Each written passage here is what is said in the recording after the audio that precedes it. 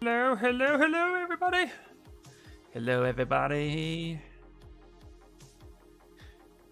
How is everybody doing? Happy Friday. I got coffee coming my way. I'm excited about that.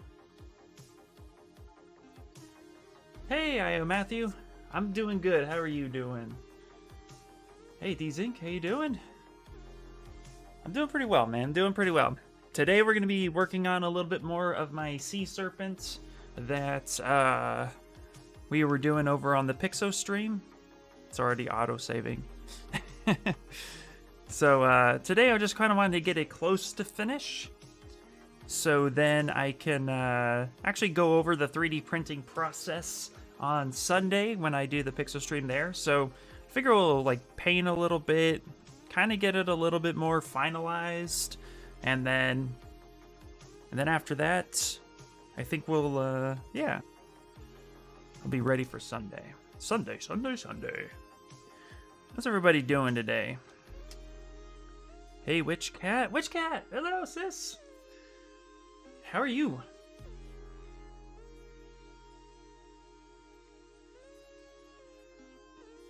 Feel like you've been super busy. Everything's different these days. All right. So yeah. Guys got any plans for the weekends? I did want to show you guys something. Took the day off, ditching work. Fuck yeah. Okay, so my camera got a little wonky, but I wanted to show you guys. So don't mind the really nasty wonkiness that is this right now. I'm not restarting the stream, but I showed you guys the 3D print that I was working on. But I wanted to show you guys kind of where the statue is going. This likeness piece I did. So check this out. I'm gonna zoom in a little bit.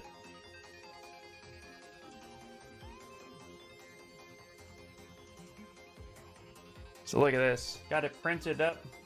Just printing the last piece and then it'll start assembly, but yeah, this came out pretty nice.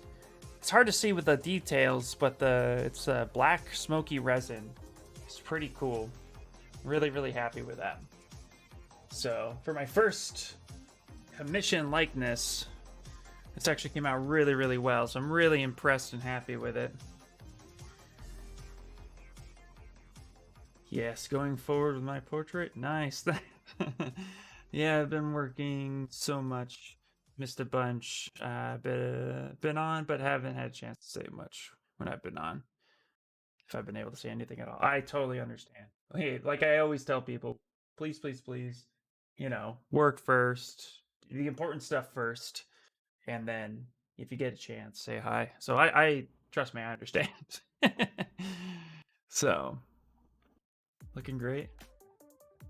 And that's all printed with the same resin. Yeah, it's all printed with the same resin, except for the base I printed in FDM, because the FDM was the base was too big for a resin, and I wasn't gonna chop that up any more than it was. So I printed that FDM. The details, the motorcycle, everything else got printed in resin, and then I'm going to do a little bit of wood filling, and then I'm gonna prime it, and then I'm gonna coat it with like a kind of metallic bronze so that it's a statue, and then ship that off. It's looking great. Hey, Slowby Art, hello. Thank you. Hey, I opened up to watch, try to say hi, but phew, busy. Hey, no worries, sis. So yeah, so that's really fun. So that's coming along. Actually, the other print should be done. It's just sitting in the, I got up late today, so I haven't gotten a chance to go out and clean it up.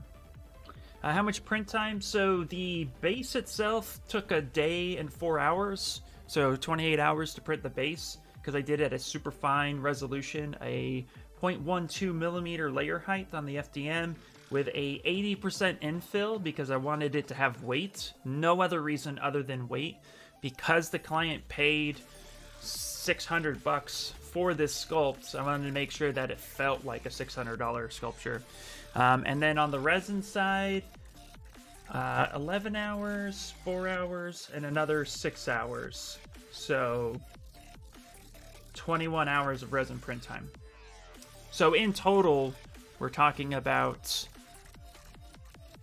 pretty much 48 hours worth of printing. The windshield looks awesome. Yeah, the windshield's really cool. I'm going to mask off the windshield, and then I'm going to paint it. I know the whole thing's supposed to look bronze, but I'm going to kind of see what that looks like. But I don't know. I'm torn on it. I'm torn because she wants it to look like it's a memorial statue.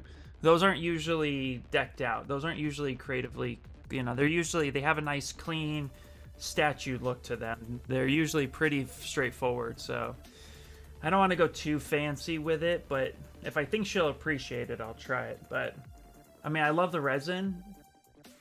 I hate to cover it, but also I want the client to be happy. Yeah, I'm watching while I work, so I have to check out for phone calls and stuff like that. Oh, of course, no worries, yeah. All right, so this is where we are right now, guys, with this piece. Last you saw it, literally on Wednesday, I had the tail up, and then I immediately thought, ugh, I freaking hate that.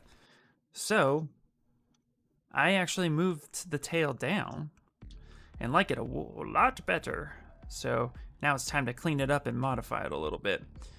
So pretty excited to do that part right now.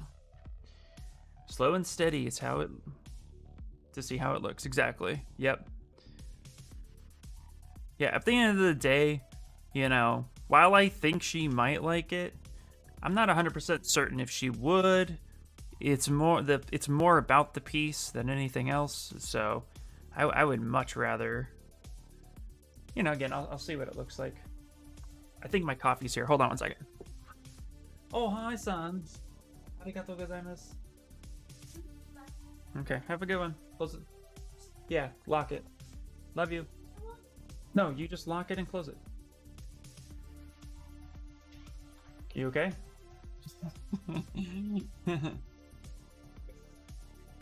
Perfect.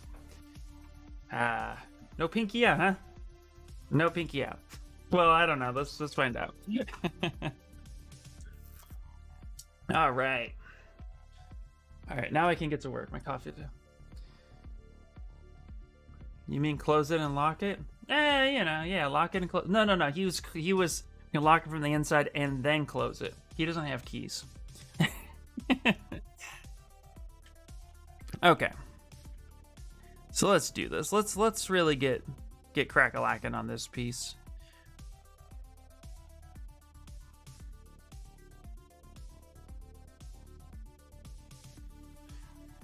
Does anybody have any big projects? Oh, speaking of projects, the next project I'm going to start next week is going to be a anime statue. So if anybody here is interested in going on kind of a deep dive on sculpting anime faces, let me know, because there's definitely a need for that, and I've already done it quite a bit. So if you guys are interested in stuff like that, maybe I'll sculpt a little course or something like that on YouTube. Oh, yep, yeah. So Manifesto, speaking of which, hello, welcome in, dude, welcome in.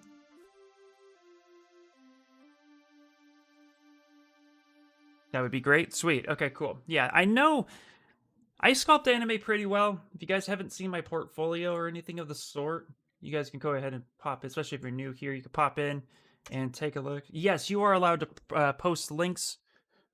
Like I always just say, just keep it respectful is all. But definitely post links. I was actually talking with Daisuke on his Pixel stream yesterday, and a big conversation about sculpting anime, and the lack of information about sculpting anime is very heavy. Like, there's just not a lot of information out there.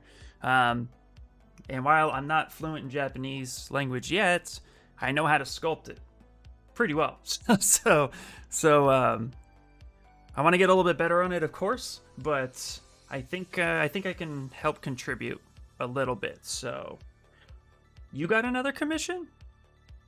Wait, are you saying you're going to commission me, or do you have another commission? I want to get your advice on anime head I'm trying to sculpt. Absolutely, yeah. Pop them in there. Please share your work. And also, too, the link I posted has access to my Discord. So if you don't want to drop an Imager link and you just want to throw it in my Discord, feel free to do so. Whatever works for you. Okay.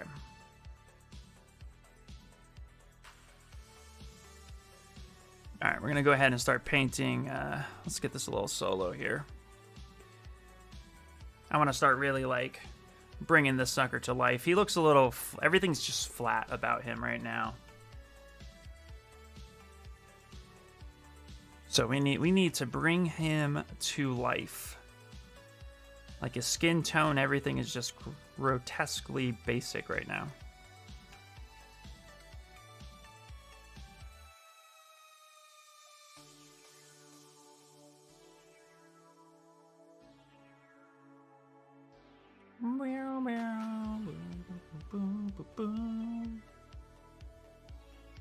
Me, I got one. Okay, you got one. Nice.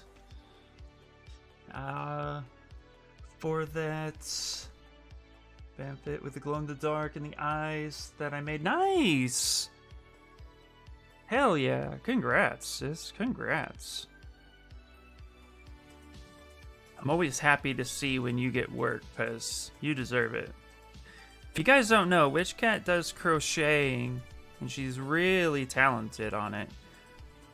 If you guys ever like plushies and stuff, check out her Instagram. I think you guys will like it.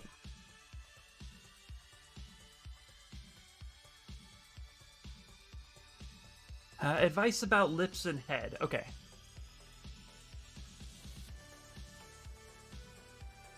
Okay. Let's pop this over here. Okay. Let me go ahead. I'm going to try to download this image. And let me open up Photoshop. And I can go over some stuff.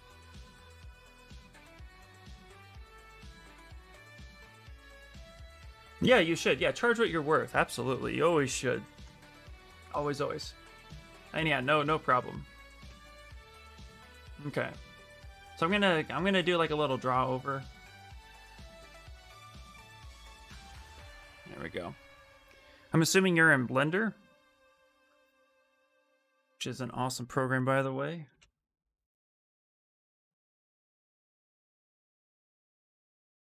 Okay, so first things first, the first thing I notice, so I know you basically are saying advice about lips and head and stuff. Okay, so first thing I notice is if you're trying to duplicate this, which I'm assuming that's what's going on here, if you're trying to duplicate this statue here, the idea, I'm gonna get my my basic brush here. Whoops, wrong one. Come on, where's my brush?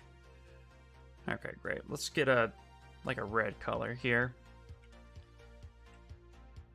Why is that so freaking? What are you doing? Why is my brush so big? Hold on one second. There it is. I'm like, what is happening? All right, there we go. Okay, so first off, definitely notice the eyes stand out the most to me. These eyes are really, really small, and you want these eyes to be a lot bigger. Now, the thing to remember about anime, right, is that typically the eyes are flat, but anime is stylized, and there are different types of stylizations for anime, so clearly, like, your eyes are too small for this, so that's something to kind of note. But as far as proportions go, no, it's not a true lineup, but you're pretty close. You're actually pretty close on proportions, so your head proportion is pretty much near identical. If I were to take this for a second, I'm going to duplicate this. I'm going to just kind of mask off a section real quick. Let me kind of prep this. I'm going to go black. I'm going to just hide this one for a second. Okay. Okay. So if we take this guy right here, kind of bring it down a little bit so that it meets up. Your proportions are pretty close. So your proportions are pretty spot on. So if we look at the lineup, proportions look fine. I like that.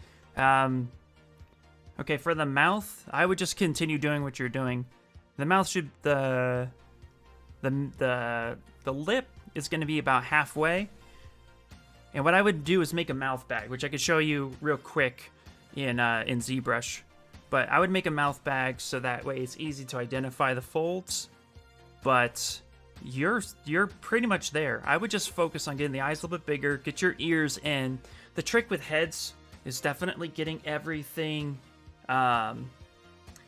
getting all the parts of the head in place because they all work off of each other. The ear measurement sets the eyes. Everything about the character is based on eyes, nose, ears, and mouth, and it all works together. So get the rest of your elements in, but your proportions are good. And then, yeah, I would make a slit probably about... I would make a slit in your geometry right about here. Come on. Thank you. I would make a slit like right about here, and then I'd actually push that back in. And then, of course, to notice the proportions of where his mouth and eyes meet, which is just shy of halfway. It's about 1/4 into his eye. That's where his mouth will end on each side. So keep those in mind. But yeah, I think you're on a great start. So I think everything is going really well. And then, like I said, I would make a mouth bag. And to do that, we go into ZBrush real quick. What I would do is, if you can, I'm not sure with Blender, as I don't work with it very often, but if you can, get your polygroups going. And then what I would do is I would select like a shape like this, where you're taking up almost 3 rows of your polygroup. And I would specifically then target this group here and extrude it inwards a couple times. Because then what this will do is when you would either smooth this or start to create the mouth itself, you can actually start getting a lot of that information, the natural information of how a mouth moves, by having that kind of opening to work with. And you can even, in ZBrush, you can even select on the inside, invert that mesh, and start like pulling this out. I'm sure you can do this in Blender too. I've seen something similar. I just haven't done it myself. But if you create like a mouth bag like this, just real quickly, what this will do is create natural shadows. You see here how all of a sudden the mouth looks dark? So that will create natural shadows. And then when you actually kind of like Z-remesh it or retopologize it, you can actually get some really nice edge loops happening and some good pinching happening. And then you can even come in and kind of start closing it up a little bit. Something like this. And you can get that natural look of the mouth. And then too, as you can see, as I'm pushing this part back, the surrounding area kind of wants to fold up, kind of like cheeks. It's definitely something to do. So now you're getting the natural shadows of the mouth happening, as well as the natural cheeks happening as well. And then if you go ahead and in ZBrush, we use Z-remesher. In Blender, I think there's something similar. If you were to go ahead and Z-remesh this, you can see now, let's actually go a little lower. Let's try 3. You actually see how like the edge loops want to flow around that. And then when I smooth this out, I now start creating this little dip right here, right in the corner of the mouth. If we look at the muscle charts, the top of the mouth, the way these muscles pull back, you get this little bit of a nice little kind of a, I don't want to call it a bag, but you get like a little puffy part next to your mouth. And that will kind of help set that up for success. And then you can get that smile line drawn up into the nose and back down. And then you can start getting your your chin and lower lip. And before you know it, you have the resemblance in shape of lips. Just like that. So hopefully that makes sense. Hey, what's up, Brian? Uncle Jesse! Hey, what's up, dude? Shout out to Uncle Jesse, man. This guy's, if you guys want to know anything about 3D printing, shout out to that man right there. If you don't know who he is, click him right now. Like, I don't know why you're still here. Click that. This is great. Thank you so much, IR. The mouth split is a great idea. Did not think about this. Yeah, no, it's the best. It's one of the best approaches I to date use, and like you saw, in just a couple minutes you can get something to work with. And then how you shape the lips, really pay attention to the style in which his lips are. It's like a frown, you know what I mean? So really make sure that you get that, you really get that shape. And the illusion here is that it's down, but it's also back. So make sure that when you start pinching some of this together, right, that you're not only coming down with the lips, but you're also pushing them back. And this is a big misnomer that happens a lot, because in a human face, and it doesn't really matter, we could pull up some real reference, you always get this S-curve shape that happens where the mouth, cheek, and nose will all meet up. And that's always through this nice flow. If you look at the human body, 90% of it is derivative of some sort of S-curve. So yeah. I'm here to learn from you. A simple mouth tutorial is a great idea. Heck yeah. Yeah, somebody clip that too. Yeah. In fact, I'm gonna note that down. How to quickly make a mouth. I'll post it up on my YouTube. I've been lazy. I haven't posted a YouTube video directly in a while, so I'm gonna make sure I do that. I know I've slacked on that, but life has been stupid for me. Clip it from today's stream. Boom. Okay, I got that. Let's put that there. And yeah, so hopefully that was helpful. Hopefully that worked out for you. Not a problem. Let's go back. So if you guys are coming in, this is what we're working on the Pixo stream as well. But on Sunday at 5 p.m. Pacific Standard Time, I go live on Pixologic. And this is what we've been working on. But I want to get to the 3D prepping portion. So we're going to be doing that on Sunday. So I'm kind of here to help kind of finish and paint this up. So get this going. No joke, that was like a 3 to 5 minute clip. Yeah, seriously. I just got to do more of those.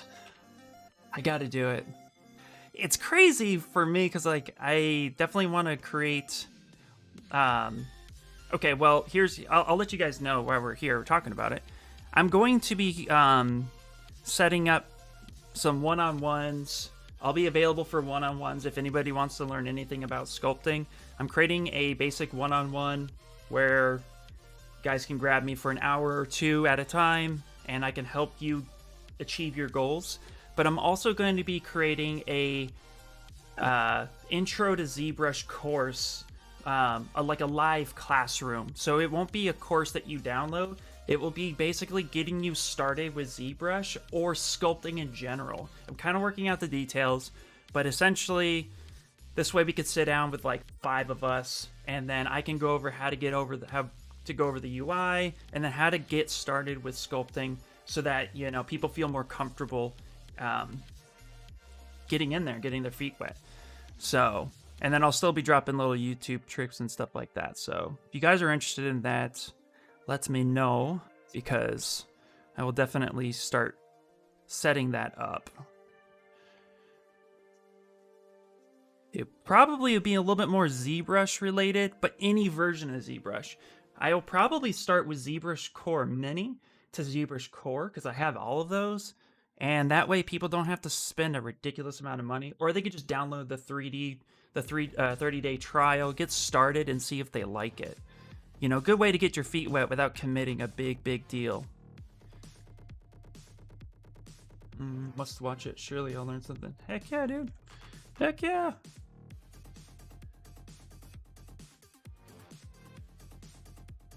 All right. Dude, Uncle Jesse, man, your live stream last night was really cool. I had to bounce a little early, man, but I really loved your stream last night, dude. You gotta do it more.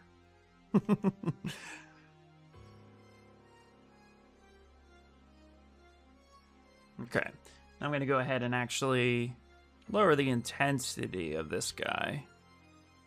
And we're gonna start kind of blending this in a little bit. And I work with layers more so now than ever. I just have to remind myself that I do. Right? And let's see here. Let's, oops. Rename this paint blend.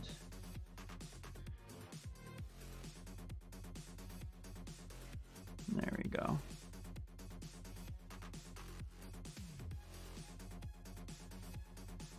There we go. Nice, nice, nice.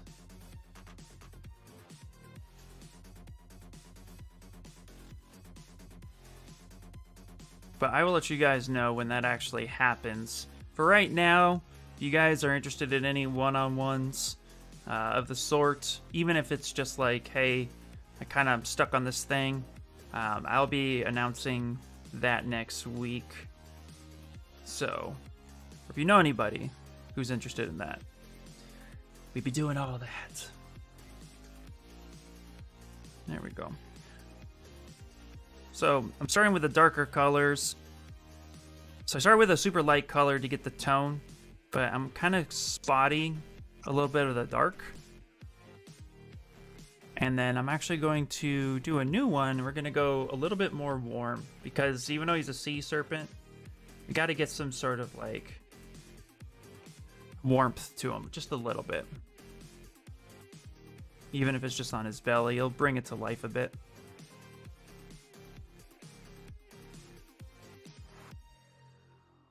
Scales, thank you so much. Moshi, how you doing? Appreciate it.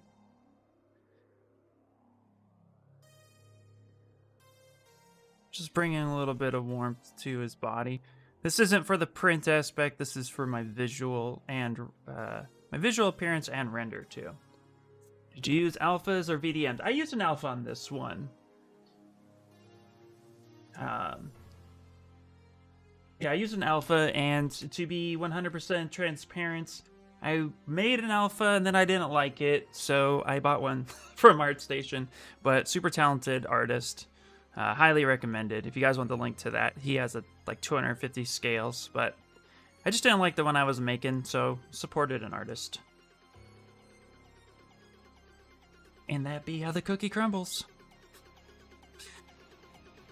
But still had to apply it, so you know. I'm doing really well. I'm doing really well. I am just trying to get a bunch of shit done. Really been trying to get some more work coming in. That's always the struggle, right? Trying to get some stuff in. So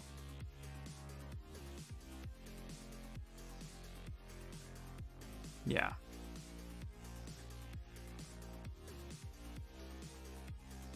How are you doing? How's life treating you? Does anybody here have plans for the weekend? Here in California, it's kind of weird. It's like we're just opening up again a little bit, but you know, still trying to be cautious, so I don't really have too much in the way of plans, but it's almost like, oh, okay. Yeah, I want to do something, but just got to be cautious.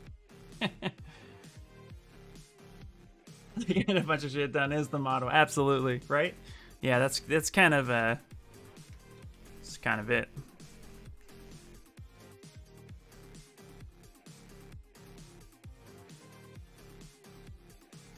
Okay. Now I go again. Now we'll just bring a little bit of warmth into his body. Nothing too crazy. There we go. Now I'll take a look at it as a whole. Yeah, that's coming along pretty nicely. But now we need to match his head the rest of the way, so go ahead and we'll hit that deeper color.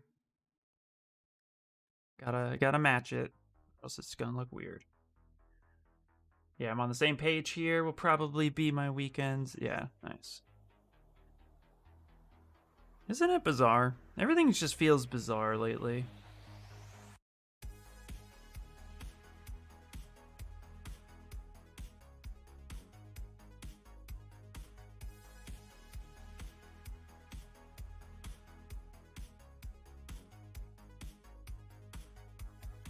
So I set a new goal for myself. I don't know if anybody here remembers that I'm trying to learn Japanese, but I set a new goal for myself where every day for 30 minutes, right when I wake up, that's the first thing that I do.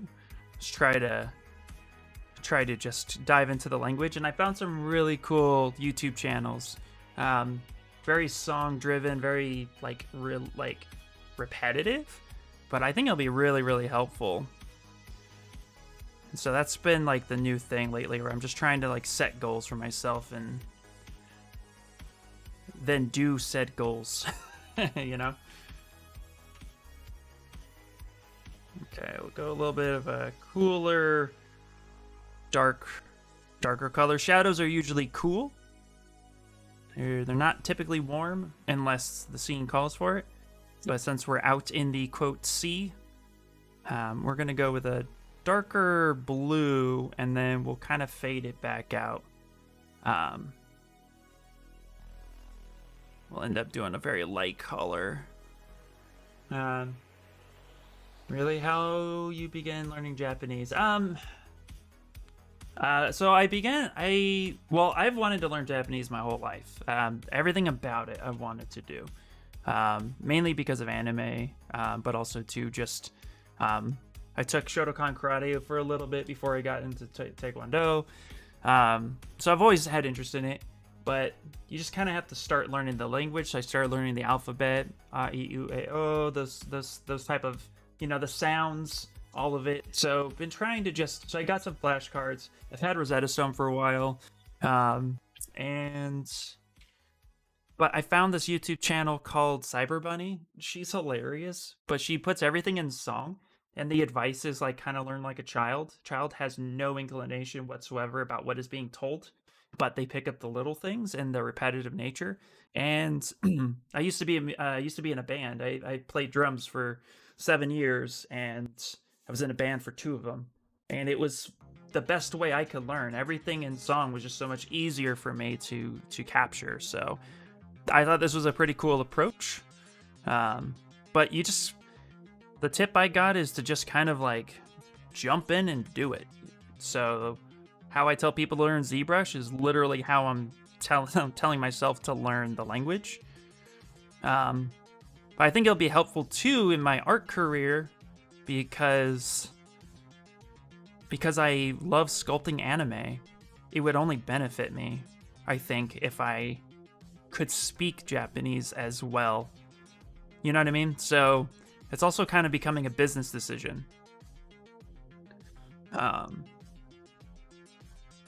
So yeah. So it's a bunch of little things. Duolingo is my tool at the moment. Nice. I tried Duolingo. The flashcard thing was a little hard for me. I think I just need to incorporate it in my life. Like wake up in the morning and say to people, konnichiwa, or something, like just start doing it. But I know it's a difficult language. Japanese is difficult. Tried to study for 2 years. Kanji was hard. Yeah, right? So yeah, that's kind of my takeaway too. But I was talking to Daisuke on Pixelogic, so shout out to him. He does both English and Japanese streams. And he was saying that he's been speaking English for years, Japanese fluent, obviously. He's like, but English is so hard that he's like, he has to really focus on it. And then he's like, when he goes back to Japanese, it's a little bit more fluid for him, but it's still hard. And so he's like, I feel so torn. And I'm like, oh my God, I totally understand what you're saying, because when I try to learn it, it's hard. And then I feel like my own language is hard too. So So I was like, okay, it's not just me. That's nice. I want to watch anime without the bloody inaccurate subtitles, right?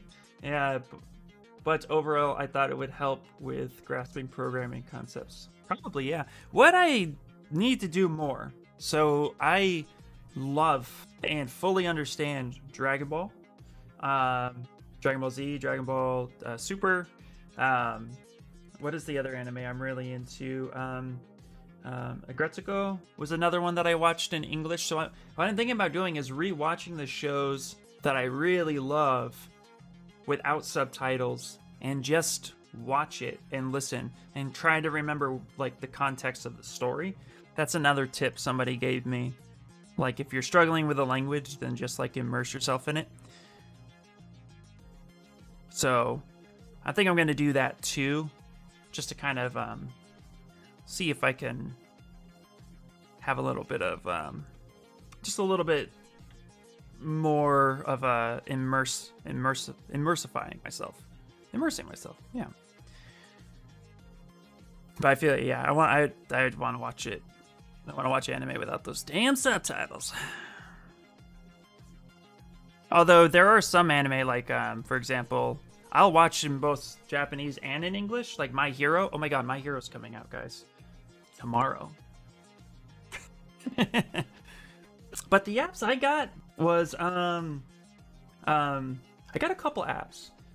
So I have Rosetta Stone, which confused the crap out of me, and then I have Dr. Moku's Hiragana, Katakana, and Kanji, and then I got this other one that's just called Japanese, but it helps you write it. It's pretty cool. Yeah. So, and then I use Google Translate a lot now too, where like if I see something, I'll try to translate it and I'll try to sound it out.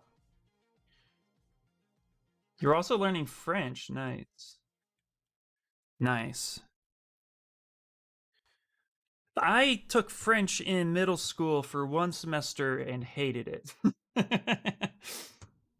I don't know why I did not like it, but I did not like it. I do not recommend it I do recommend it like nothing else for languages. Oh, nice. Okay. Well, maybe because I'm more serious, I'll re-download it and I'll try it again. Maybe that's what it'll do. I think too, I just like need to talk to somebody. I need to sleep too. He comes in every once in a while. He's offered several times to sit down with me, so I think I'm gonna take him up on that offer too. I was gonna do something and I totally drew a blank. Oh yeah, I'm getting my peer ref ready. Let me pull up those real quick. Here we go. Okay, we need to paint the eyes because right now the eyes are bothering me. There's like no soul to him. So we're gonna paint these eyes. So let's get a reference of a dragon's eye and then we're gonna paint it and then we're gonna use that. So let's pull up a reference real quick. We're gonna type in dragon eye. They have made some nice improvements on the app. Awesome. That's actually my biggest thing was I tried Duolingo about 5 years ago and I hated it because it just didn't. I didn't really give it a shot either. I'll be honest. I didn't really give it a shot like I should have. But it was one of those things that I was kind of like just taken aback a little bit. So I'm a very slow learner. I realize this about myself. So I know if I really am serious about this, I just need to kind of like make it part of my life. Unless you make them glow. Oh, the eyes? Oh yeah, the eyes would be really, really cool. Okay. So we're going to go ahead and if I click this real quick, I'm going to go ahead and actually stop recording. I'm going to bake these layers because I really like how the paint came out. And let's go ahead and save that. And now we're going to go ahead and paint the eyes.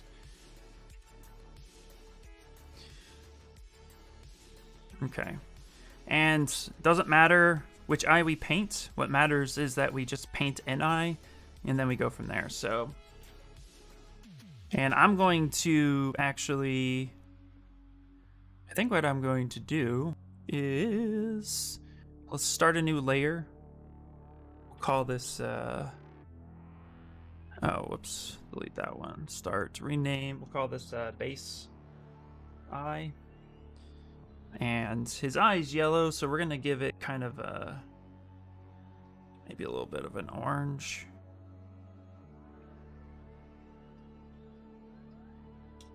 Wait, whoops. We're not even on the eye. Oh, we're not even on the eye. What was I on? The hell was I on? Oh. Don't mind me, guys. Okay. We also need to give it at least the million base color. This way I can adjust the tones as needed. Have you ever tried printing a clear part like a helmet for a statue? Yes, I have. Have I been super successful? That depends. Depends. So, I've tried printing a clear part. My problem with printing clear objects, like the smoky black that I have, is pretty translucent and clear. The problem that I have is retaining the kind of glossy, crystally look that I want. I haven't found anything. I've even tried buffing and polishing because I was really good at doing that back in back when I was in aerospace. And yeah, I'd have to say that I've not been super successful.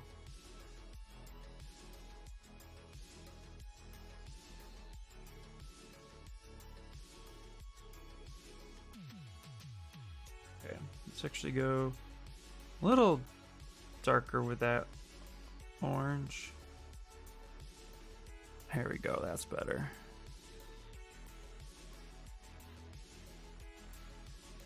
Nice, okay, that's good. And then I'm actually going to save that color. And I'm going to get kind of a lighter gradient happening. Ooh! Kamara just rated with 14 viewers. Shout out to Kamara. Holy hell! Hello, Emmy. Shout out. Hopefully I do this right.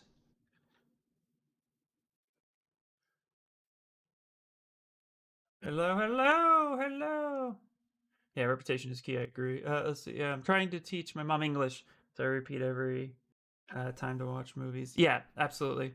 My attempts at clear have ended up to yellow, and I can't get them as clear as I'd like. Yeah. So yeah, I'm not too familiar with all that stuff.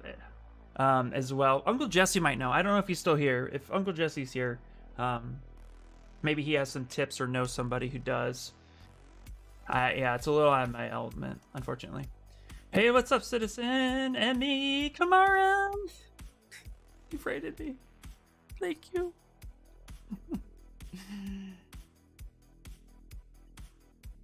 Yeah, we're talking about keeping it crystal clear, not just like, I used to do polish acrylic, but the resin I've done has not been successful with keeping it really, really clear. I've even tried polishing compounds, the heavy grits where you go super heavy, like 200 grit sandpaper all the way to 2000. The resin I have just doesn't seem to get it that clear. Just that see-throughness is what I'm trying to get. Yeah, if you look at people done dice, they tend to, yeah, use light sand in stages. Yep. Yeah, the sanding would be your best bet. Yeah. Ew. It depends if you're printing hollow or solid. Yeah, that's true too. So you're gonna want to print solid. That's for sure.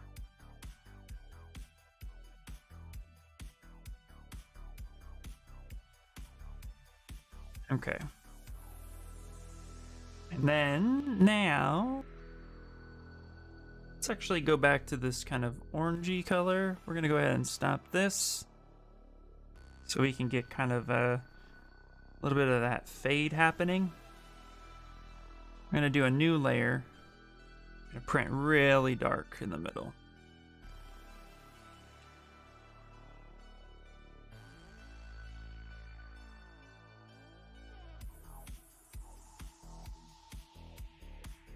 Something like that.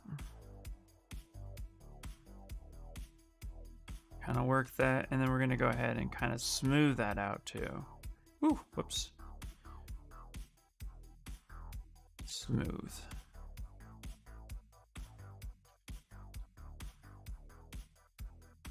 Light smooth.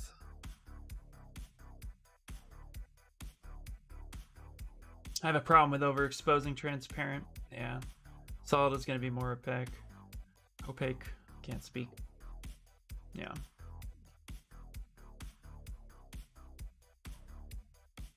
Speaking of which, Emmy, how is the smoky black translucent Sierra Tech working out for you? It seemed like it was working out pretty well for you.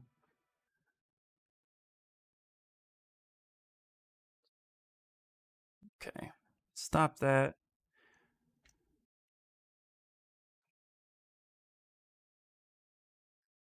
Something like that. There we go.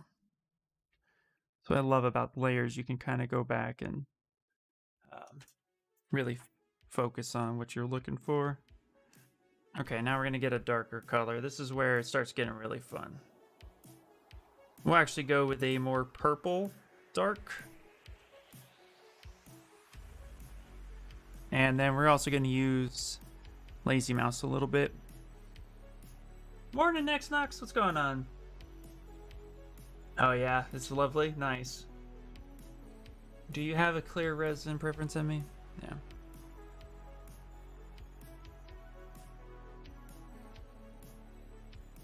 Okay, so I'm going to draw the center of the eye.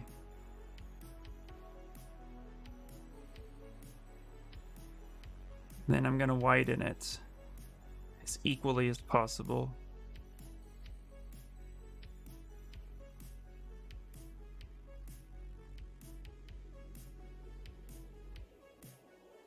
Eyes take a long time to get right, so...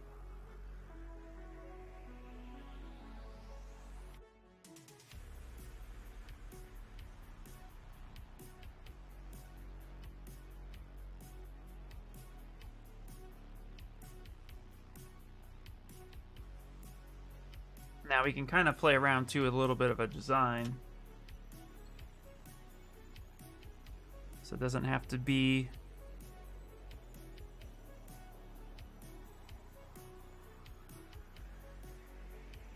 Doesn't have to be boring. Might even try with a goat's eye too. Ooh, that's kind of cool.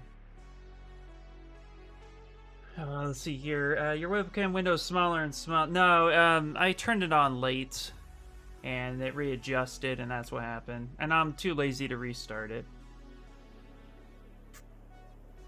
Yeah. That's what happens, unfortunately. Nobody wants to see my face.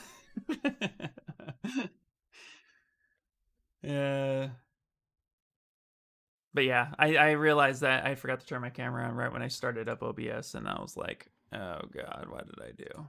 What did I do? Did I see how Shane is doing eyes now with 2 bowling cuts? Yes, I do. I was there when he invented it. I like painting mine. And not to sound bougie or anything. But I was like, oh yeah. I actually love how he does eyes. Have you tried it? Have you played with it? It's pretty cool, actually. Okay, I'm gonna go ahead and actually start blending this a little bit.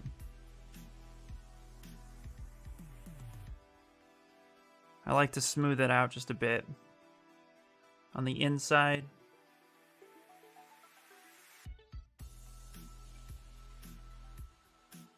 Ideally, I'm just going to get one eye, and then I'm going to mirror it and then put it on the other side.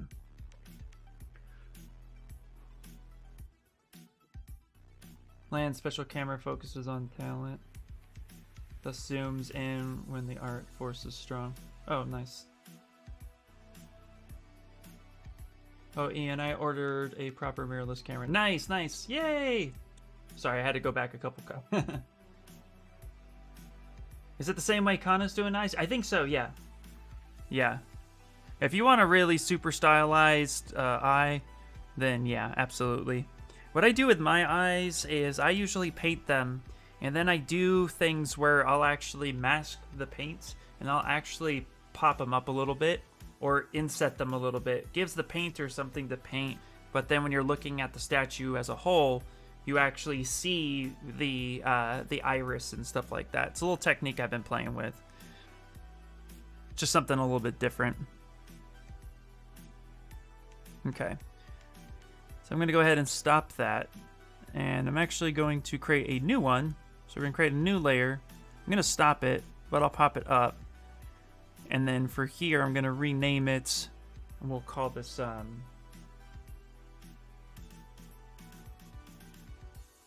I don't know, I'll call it the iris lines. That's not obviously the proper term, but, you know, I can't think of what it is, and I'm not gonna try to figure it out. But we'll get the scatter brush, and I'm gonna get some yellow. Okay, yep, that's fine. Yep, okay. Gotta hit record.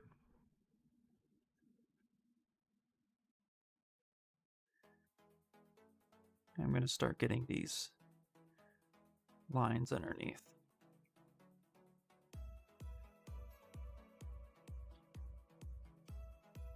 It's pretty much how I always do it now, except that Trico, because I wanted the blue lens glow. Nice.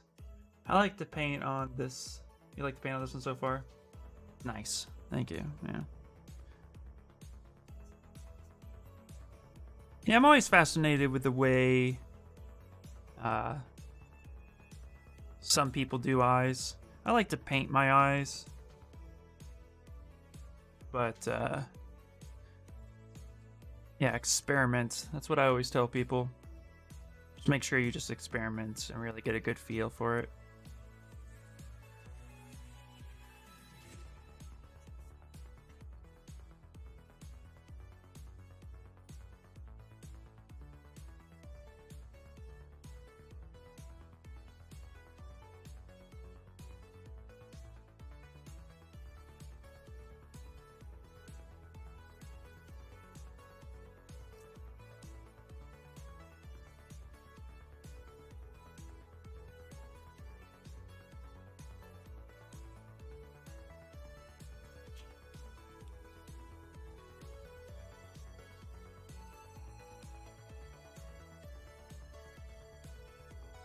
Let's actually go a little bit more intense.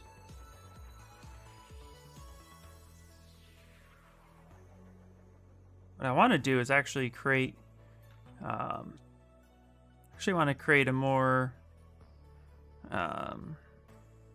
realistic eye one of these days. Just plop them in. I think that'd be pretty cool. But I used to Photoshop people's eyes all the time with wedding photography and headshots, so a lot of the reason why I paint my eyes is because that's what I used to do a lot. You can really make eyes dynamic by just making them pop.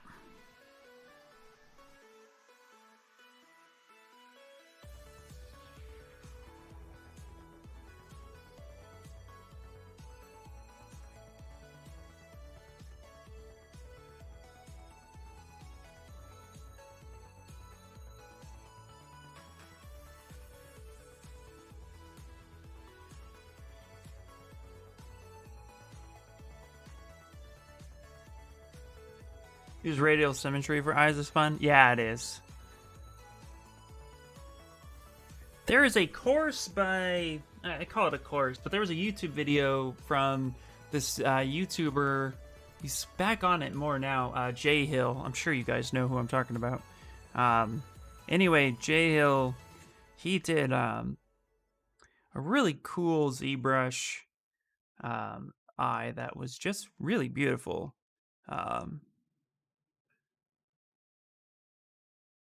And highly recommended.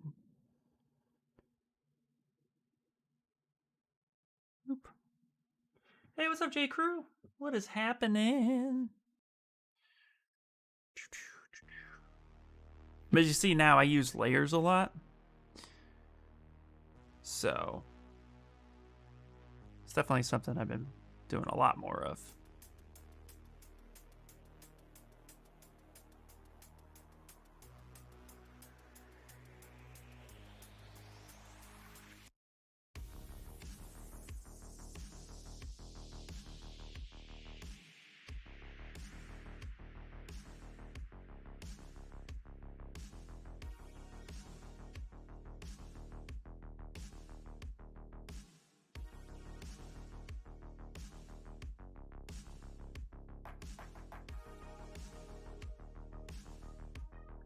I also paint the eye, but the focal shift in negative to get nice and sharp lines for iris and pupil. Yep. What's up, Chris?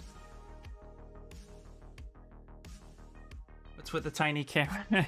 That's because I hit stream and then didn't turn my camera on, and the way Canon EOS works, it kind of unfortunately made a tiny little camera thingy. So unfortunately, and I didn't want to hit restart, so the camera got small, and that's where we're at.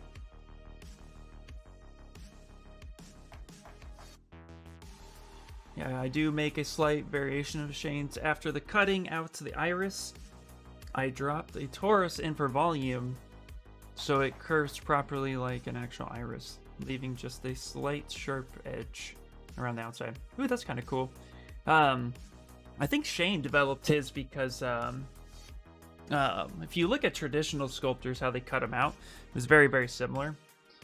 But yeah, that's a great idea. I'd have to see it. I'm going to come back to this part right here. I'm actually going to hit record. Let's go drop this part off. Get pretty dark. I'm going to make this a little bit bigger.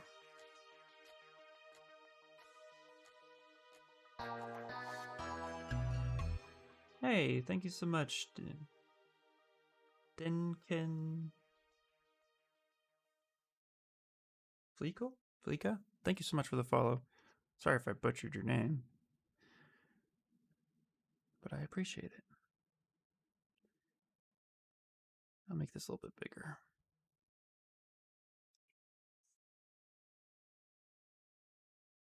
And who knows?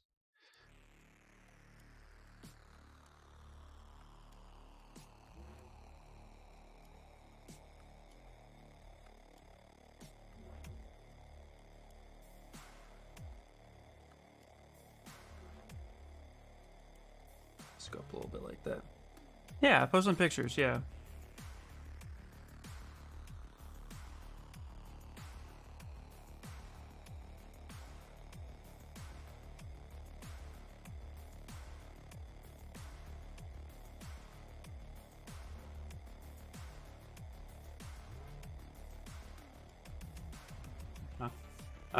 It's not my name.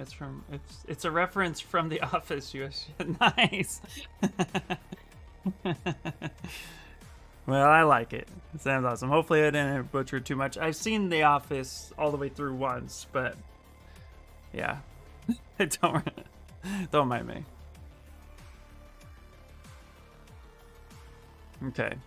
What I do want to try to do real quick is, so I'm going to go ahead and save this. And I'm going to try something so it's a little bit off. I'm actually going to bake all that into the eye. Might crash the ZBrush for some reason. How long did it take you to make... Wait, how long did it take you to make... this so far... Ooh, that got weird. What happened, ZBrush? This whole thing so far took me a couple live streams. And so I'd say 3, 6, 9, 12. This is been playing with it for about 15 hours. Mainly played with it on the Pixelogic live stream, since I live stream over there. And then now I'm just adding a little bit more final touches to it because we'll be slicing up for 3D print. And I'm not 100% happy with it. There are some things about it that are bothering me, but it's okay.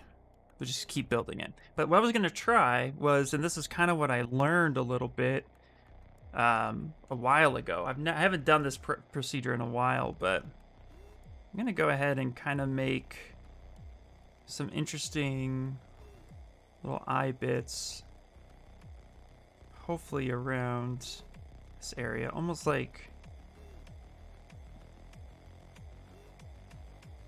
something like that. Invert that. I'm actually gonna kind of do something like this. course, we have to remember to mask that bottom part. And then I'm going to take the mask pen. I'm actually going to just be making some little bits this way. This is kind of just like, I'm going to be hitting some spots here in a second. You'll see.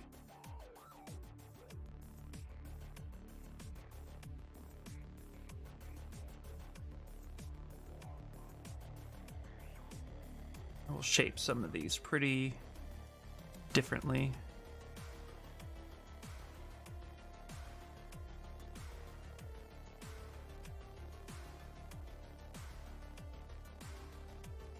And this will be for 3D print. I think this file in particular, I'm contemplating just releasing.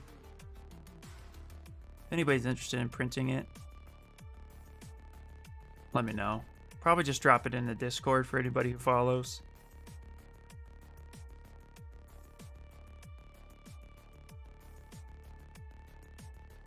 So if you guys would like to print it, let me know.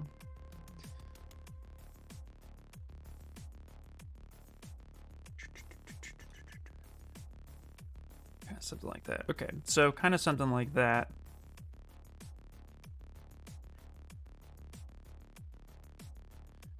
Let's go in and make little bits.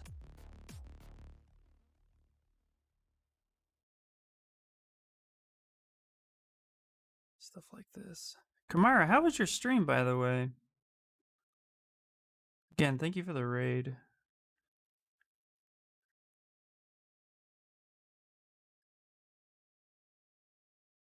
Okay. All right, so what I'm going to do is I'm actually going to tap right here. I'm going to bring some of that up.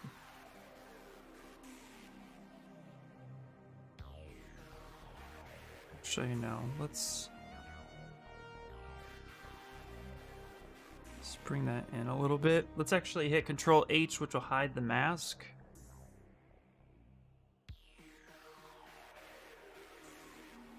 See how this reads without the paint. Switch that over.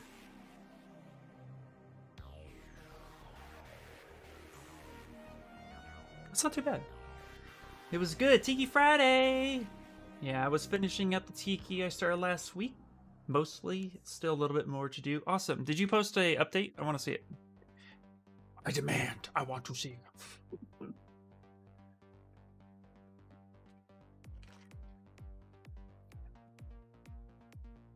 Started way early for me because I was streaming the Evolvo. Nice. Yeah.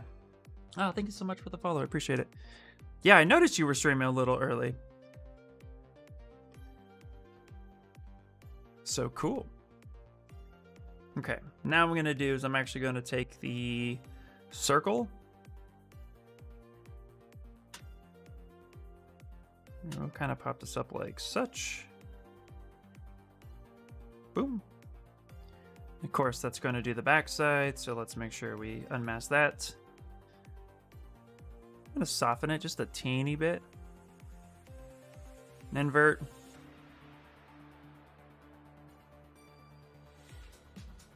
Kind of bring this up a little bit. I'm going to scale it down to almost get that kind of pupil look.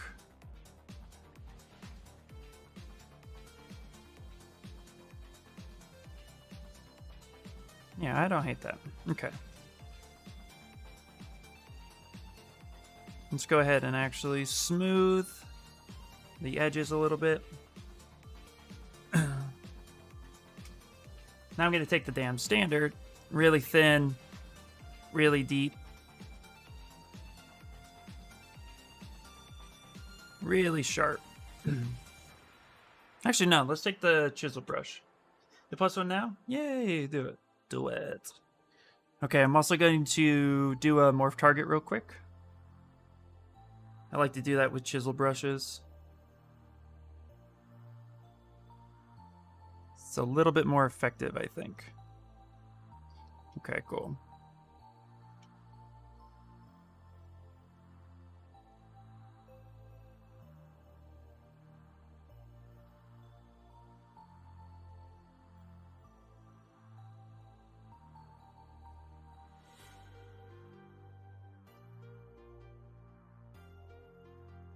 see if this works. I don't know if this is gonna give me the effect I want. I'm not liking it. So let's actually go spray alpha 60. No color, just cut. There we go, yeah.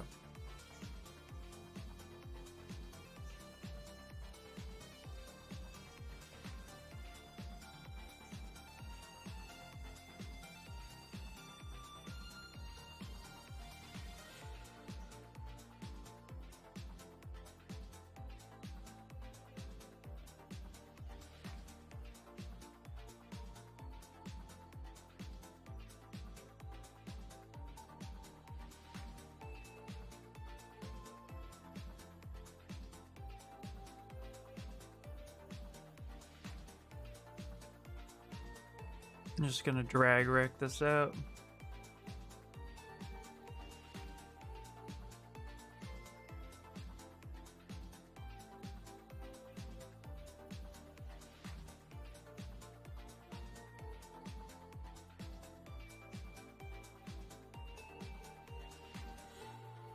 It's cool, so it's a dragon's eye, right? So we could pretty much do whatever the hell we want, and as long as it appears to look like an eye, we can get some cool effects.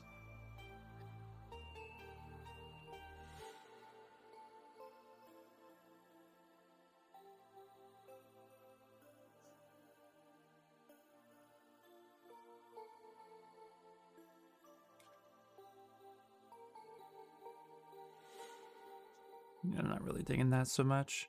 What we'll do is we'll lighten that up a bit. Just want to bring a little bit of noise in there. It's really what I'm going for. Nothing too noticeably visible, you know. Just a little bit of noise.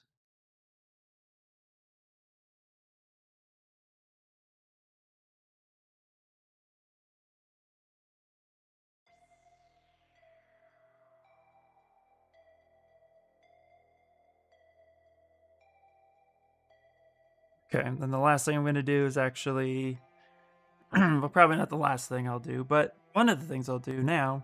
So go mask, and we're going to mask by color, and we're going to mask by poly paint, and I'm going to grab this black. And then I'm going to go ahead and grab the mask pen, and we're just going to mask out the rest of this area right here.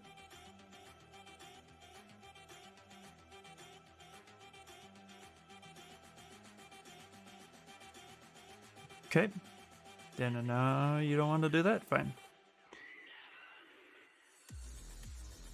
Let's actually turn the color up.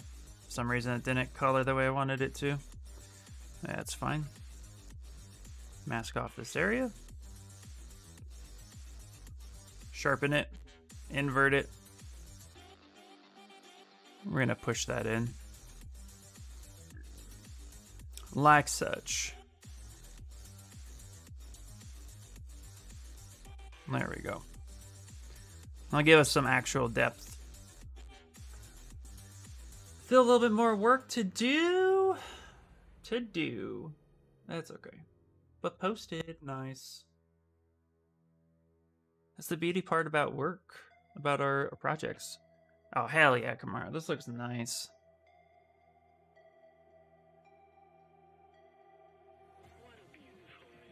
That's really cool. How much time have you put into this? That's really good. I love it. I love it so much. We'll give it eyes. Yeah, of course. You do solid work there. If you didn't know, now you know. Okay. Beautiful. All right. Yeah, that's pretty cool. I like that. Go ahead and we'll grab this color right here. Let's make sure to just color the rest of it like such.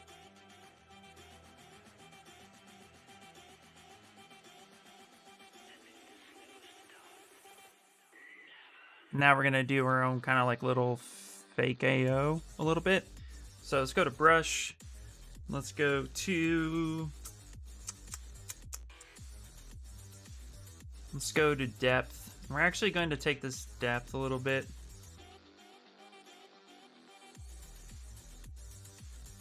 And bring that up. So what that depth mask does is it actually prevents it from bleeding over too much. So if you go to brush, depth, create a depth mask and actually push that area up a little bit. You can even bring that down just a little bit. As you're painting, it gets it right to that edge, but it doesn't bleed over too much. So you can really focus on really painting up a wall and not worry about it necessarily falling on top of your surface. You'll have to reset that after the fact if you want to use it like a normal paintbrush. But it's a great way, especially with any type of polishing too. So brush, depth, and then if you turn that off, it resets it, and then you just put the embed back to 0, and you're good to go. This one about 9 hours. Nice. 9 hours of stream time fun. Yep, I love it. All right. Now let's actually go ahead and delete hidden.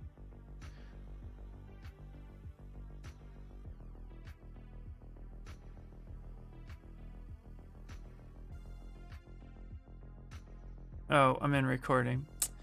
Okie dokie, oh. Perfect. Okay.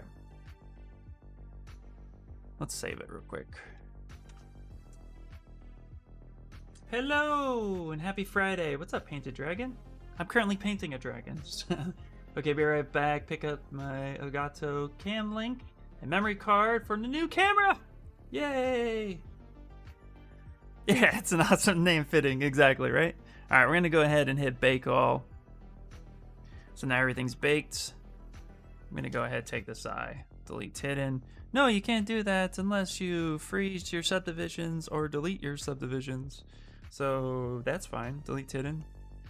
Great. I'm going to go ahead and actually duplicate this eye. Like such. I'm actually going to bring that eye over. I'm going to rotate this one around. And we're going to end up setting this eye in this one. Since we are asymmetrical, we can't clearly just mirror and weld it. But we can do one.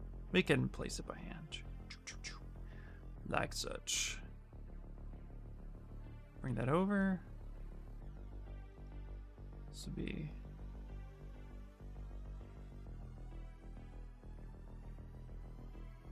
This also gives me a chance to kind of see if maybe I should put these eyes a little bit more forward. Like such. Eyes looking awesome. Looking forward to teaching the stream from the start. Yes, yes, yes. Oh, you got a Sony 6400? That's awesome.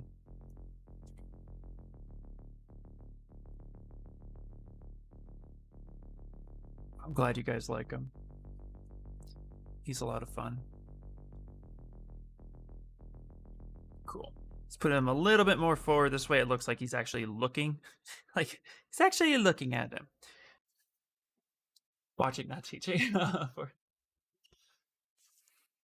meant where you stood. You're totally fine. Okay. Beautiful.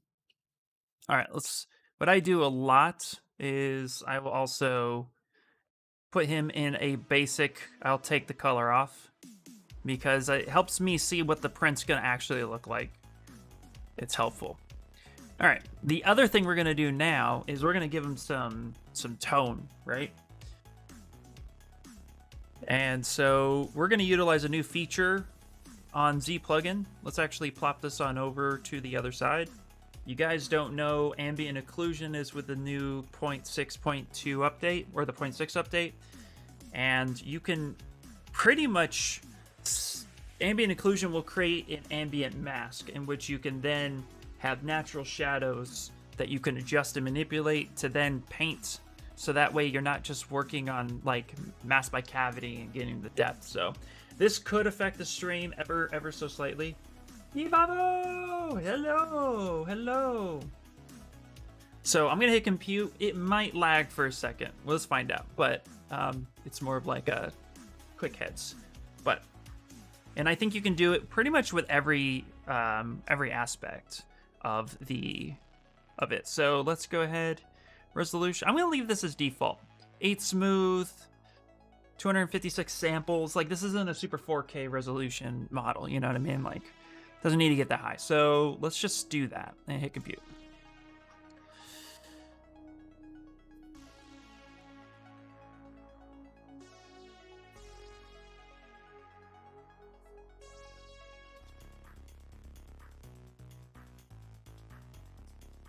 Okay.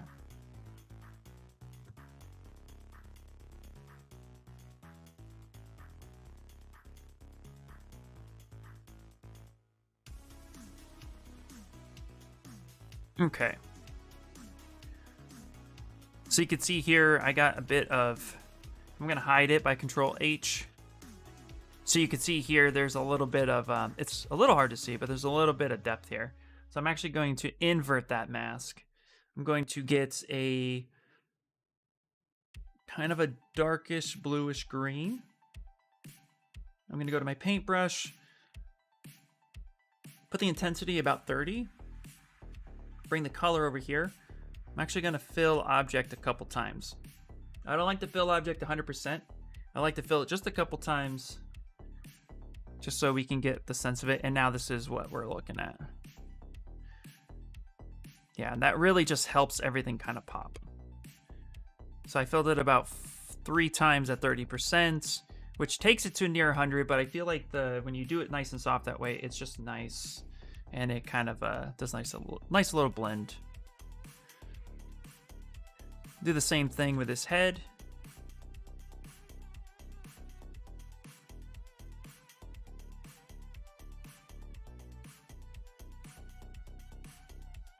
Okay, we'll hide that. We'll go ahead and fill that a couple times. There we go. This really just helps get good depth when you're painting. But it also keeps in account of everything around you. So if I were to compute this, it keeps in account of all the subtools as it is, so you can get more accurate shadows.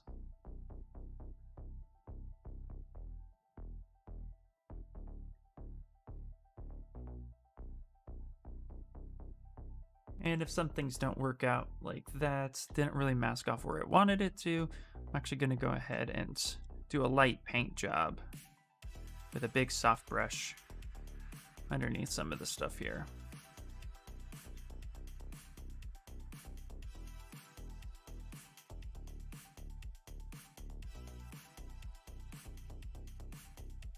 I'm actually going to hide the base. It's really distracting right now.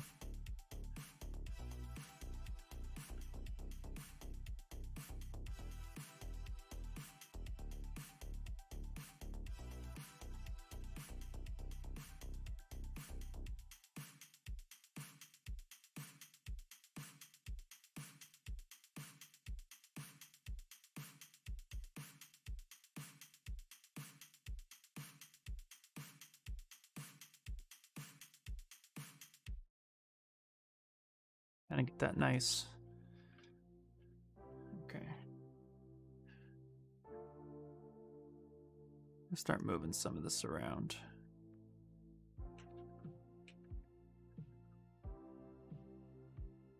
Let's actually mask off this area right here.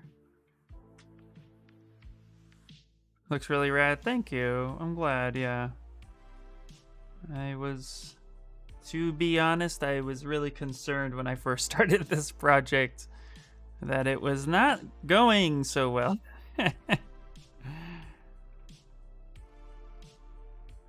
But I would say I have grown into it. It's grown into it. That's why I tell people, like, your biggest best friend in any creation is patience, and not be afraid to fail at certain things.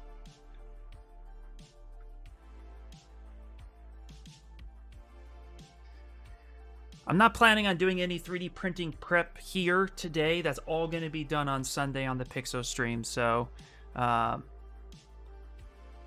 not going to, you know, this is 35 million polys. I don't necessarily see it going any bigger than this, but just so people are aware. All right, I'm going to make his scales a little bit thicker. And by doing so, I'm actually going to go to backface mask, which can be found under brush. And then you can find that, I believe, under auto masking. Yep. But the reason is I use this with the move brush a lot when I'm trying to make some aspects that are naturally thinner a little thicker. Also give it just a little bit more body. It's rising out of the valley. It is, right? It is, it is.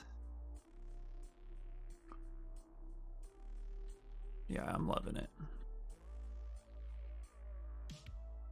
This has been a really cool experience too, because over at Pixo they give us themes. And so this was a fun one to work with. I never really sculpted based on theme before. Usually I just kind of like do some fan art, or I'm given a concept if it's a commission. Never really created on the fly, so this was a fun experience. Hopefully you guys enjoyed it too, because it's actually made me want to concept more with sculpting. Go ahead and close. No, it's not going to do that. Okay. I'm going to go ahead and close holes. No, not delete hidden. Close holes. I can't do that. All right, that's fine.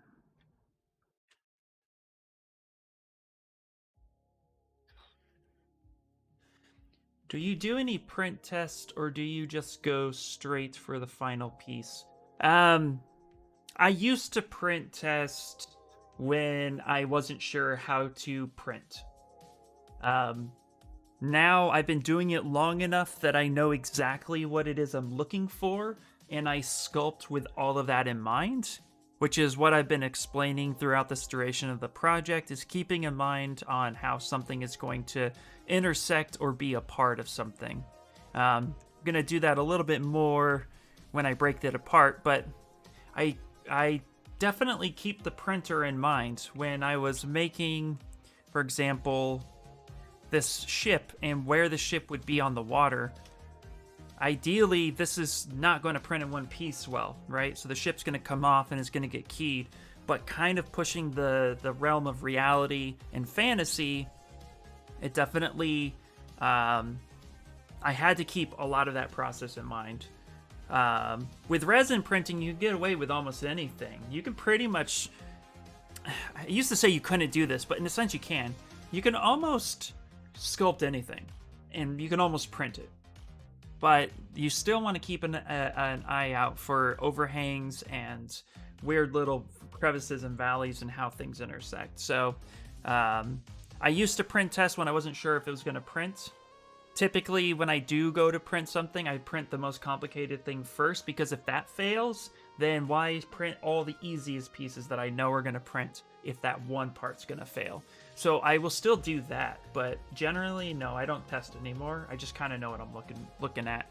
But I highly recommend anybody who is not too sure to really take a look at their model and break it up in a way that makes it easy to print.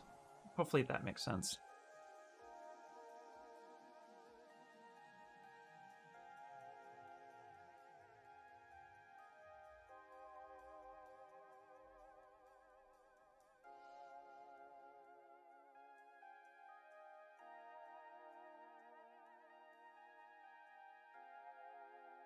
And there are other methods to check too. For example, I'm making these scales, right? And his back scales are, you know, they're funky, right? So what I want to do too is when I set my scene scale, the other thing I definitely need to keep an eye on is how thin something is. For example, here, I'm going to measure this real quick just so you can see it, which you can do in ZBrush. You don't even have to set scene scale to actually understand the measurement. Just understand a ZBrush defaults at 1 millimeter and a unit is a millimeter by default. So if I were to bring up the gizmo and then hit Y on the keyboard, which gives you the transpose tool. Right up here, if I hit Shift M, there's this thing called units right here. So 1.0 units should technically be about 1 millimeter. Again, setting scale in ZBrush will only help you get more accurate. But to ensure how thin this might be, I'd actually just kind of draw this out. And this is really small. This is 0.02 millimeters or units. So what I would want to do is make sure that this actually hits at least 0.2 millimeters so that it is at least a wall thickness so that it will print successfully. And that will be based on the scale factor that I set. So you can change that to make it work. In fact,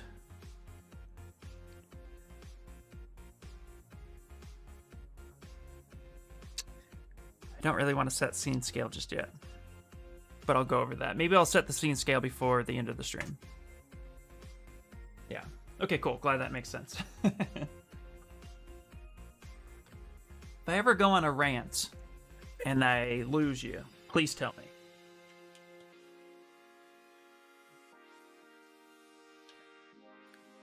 Okay.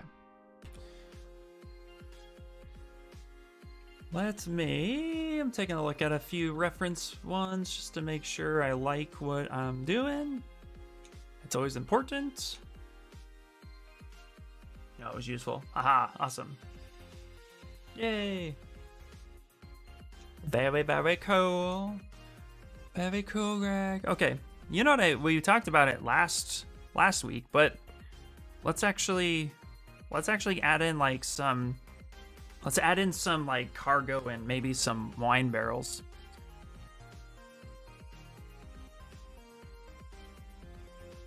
Yeah, let's do that. So let's go into the base. I'm actually going to insert a cube or a plane. I'm gonna add something. If you enter the wrong thing but you really wanted a cube, and here my dumbass, I grabbed the plane.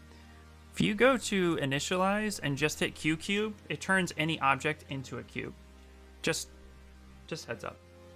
If anybody was ever wondering. You can bring in a star, hit Q cube, and it makes it a cube, which is really useful. So, and that's what I wanted, so, you know. And then of course I'm going to drop that all down to 1, hit Q cube.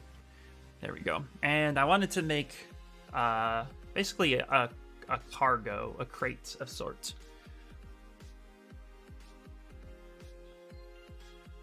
And let me just look up real quick. Box crates. Just want to make sure what I'm going for. Yep, perfect. That's what I thought. Okay, wonderful. All right, we're just gonna sculpt this by hand. So we're gonna grab the Z modeler brush, and we're gonna go inset all poly.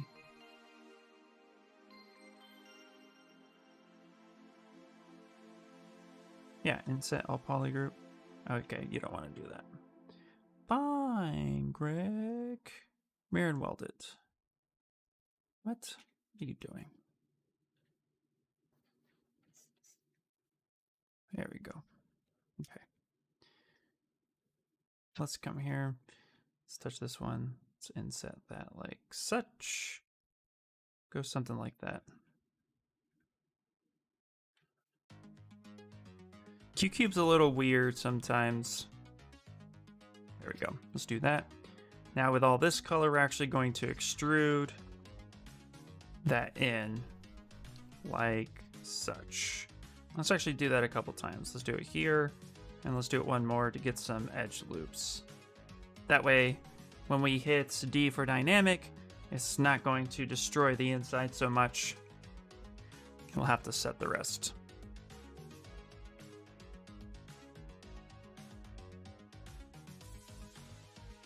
Okay. Now let's actually get some.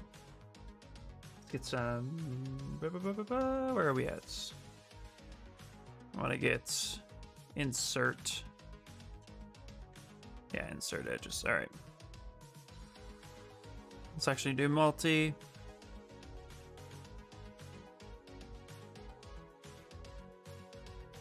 like such.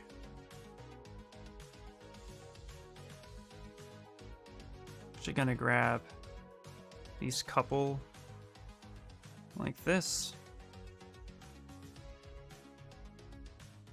Extrude.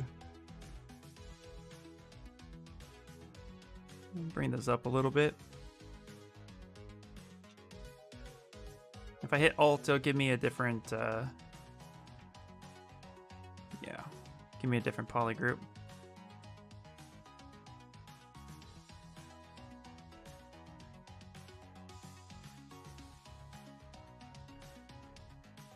We'll make those look like boards, essentially.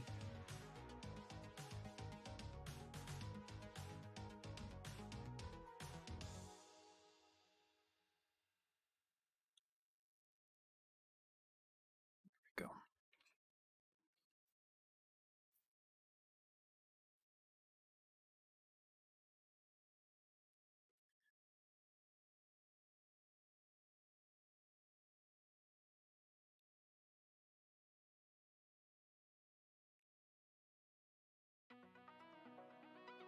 And yes, I am doing this by hand. It is preference.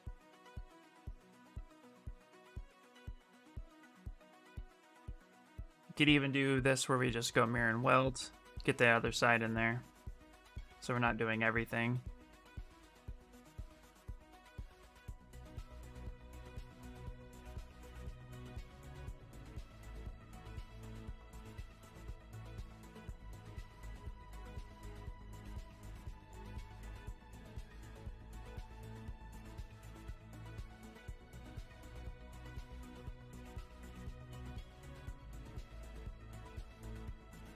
Guys, I learned this really cool trick. You guys want to see a cool Z modeler trick? This was freaking awesome. So if you know when you hold Alt and you tap on a face and it paints it white? Check this out. So if you, let's say that I wanted this color to be this poly group. Exactly, right? So if you hit Alt, tap, and then let go, right? It'll actually start painting. But if you hold Alt, Shift, let go, it paints it the same color. It's really cool. So if you just hit Alt, tap, let go, but the pen is still on, it's gonna remember the last color that you did. But if you Alt, tap, let go on another color and then start painting. So Alt, tap, let go, Alt, you'll actually paint that color. It's really fun. I learned it and I was like, what the hell? That's so awesome. So if you ever wanted to have a little bit of a cool trick, that's, there you go. It's the Paul Gabry trick. Okay. I know zero about Z Modeler. Not anymore. Now you know about Z Modeler. So, yeah. So with Z Modeler, let's say you have all the same poly groups. By hovering over a face and holding spacebar brings you this option, right? Yeah, you just need to use it. So then you have extrude, and by default it's set to Q mesh, which does the same difference, except for Q mesh kind of more snaps to things. But you go ahead and hit extrude or Q mesh, all poly groups selected. Hold Alt, tap, and if you release your pen, it's just gonna select that thing white. If you hold Alt and then let go, and then with your pen still on it, you're tapping Alt, you're actually cycling through all these different poly groups. And then if you just start dragging, it will select those colors, right? But let's say you selected this row and you didn't want that row. That's when the trick comes in, where you hold Alt, click on that, hold Shift, let go of Alt, and then you start painting. You can paint back that poly group. Yeah. So it's really, really handy. Z Modeler can be very intimidating at first, but just like box modeling, it's the same approach where you are just, you know, you start with the simple stuff. you know, I started with this cube, right? And then I hovered over an edge. So you have edge, point, and face. Hover over an edge and you hit spacebar. You are given these options in which you can do all this fun stuff. And the options change depending on what part you hover over. There are more options for face than there are for edge, and then points, action. And you can always tell if you're not sure what you're clicked on, right up here at the top. So if you hover over this point, right up here at the top, Z Modeler, it'll tell you point action, polygon action, or edge action. So if you want to add in another edge loop, hover over your edge, make sure insert is selected, single edge loop. You can draw out an edge. And then if you just tap, you could just drop that, or you can drag, and then there you go. You got that part right there. You can just bring out your edges like such. And then if you just want to extrude a face, just hover over. Make sure you select on extrude. Now if you hold Alt, you can tap a different face. Usually it's defaulted by a single poly, meaning you're just going to drag out a single poly. But you can hit all poly groups, which you can drag everything out. You can even do just front facing based on normals, flat border, so you can pick just a certain side of whatever's flat. You can pick that. So just play with the options, see what works for you. I only used insert, inset, extrude, and that was it when I first learned Z Modeler. So it doesn't have to get too complicated.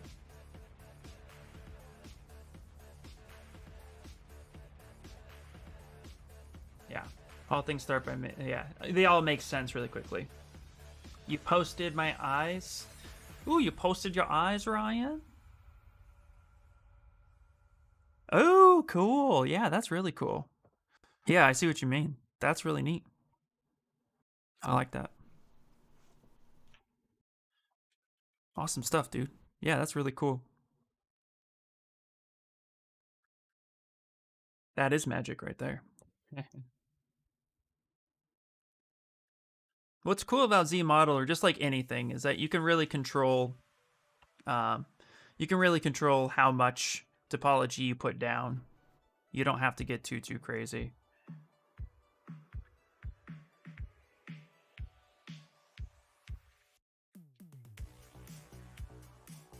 Yeah, if you're working in a tight space, set do nothing on the things that you don't want to help. Yeah, exactly. I.e., if you're working on edges, set faces and points to do nothing, so you find yourself accidentally hitting things. Yeah, exactly. And that option is on every aspect.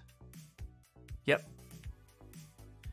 That's why I'm saying, guys, like, I'm gonna repost it here for you guys, but especially for those who saw my post yesterday, the Paul Gabry hat that I'm calling it. I'm gonna pull it up right now so you guys can see.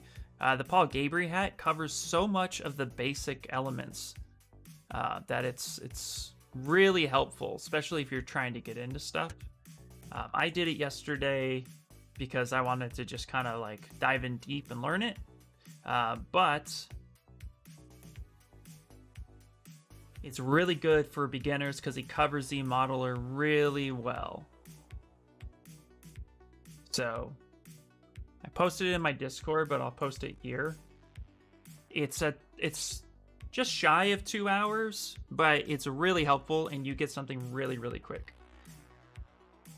So, and I learned something from it, and I already was like pretty versed in Z Modeler, so I'm telling you, like, you know, I didn't realize the type of control you can have with certain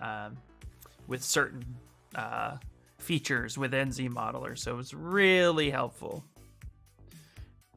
All right, I'm gonna go ahead and actually go group by normals, and I'm gonna crease all these poly groups, so that way we get this nice little crate that's happening right here.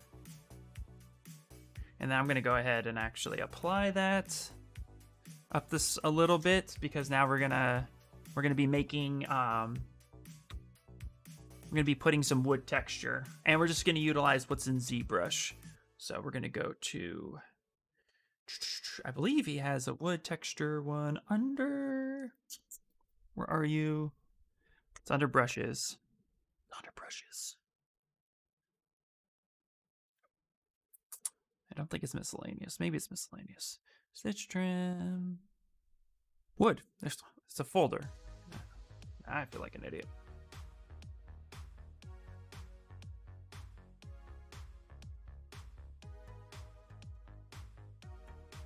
You actually set this to drag.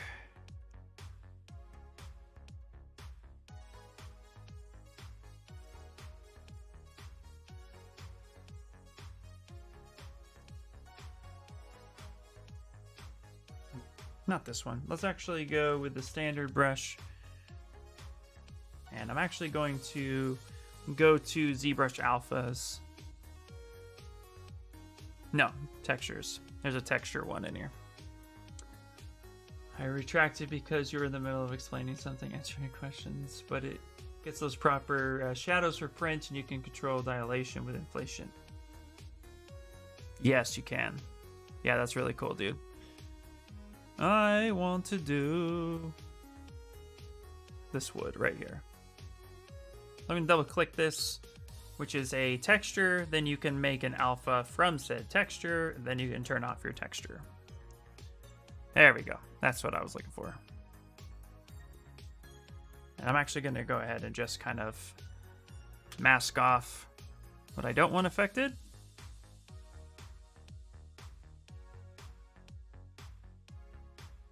And we're going to focus on kind of making them the way we want it to. Now, these are going to be so small, I'm not going to sit here and pay attention to exactly how the texture is flowing. I'm just going to be setting this up to look decent from afar.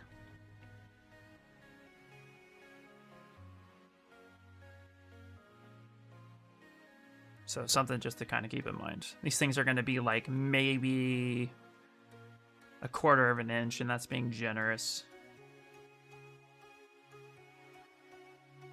Oh, yeah, that's being really generous.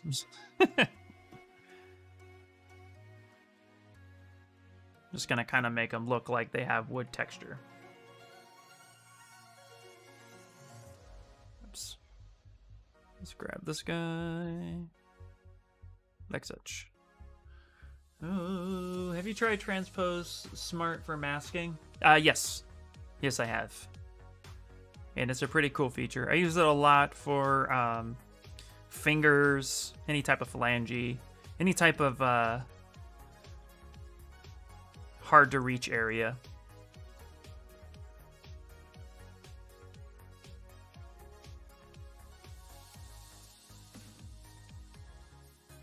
To be honest, I hated the Transpose tool for years. I thought it was a waste of time. Because I was like, the gizmo's so much better. That was me in 1 year.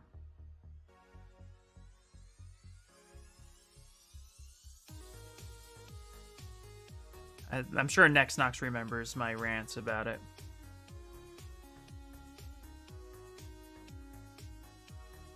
There we go.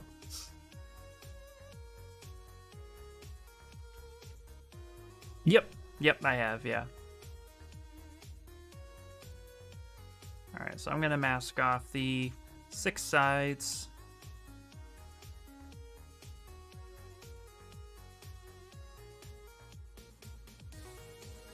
Like such.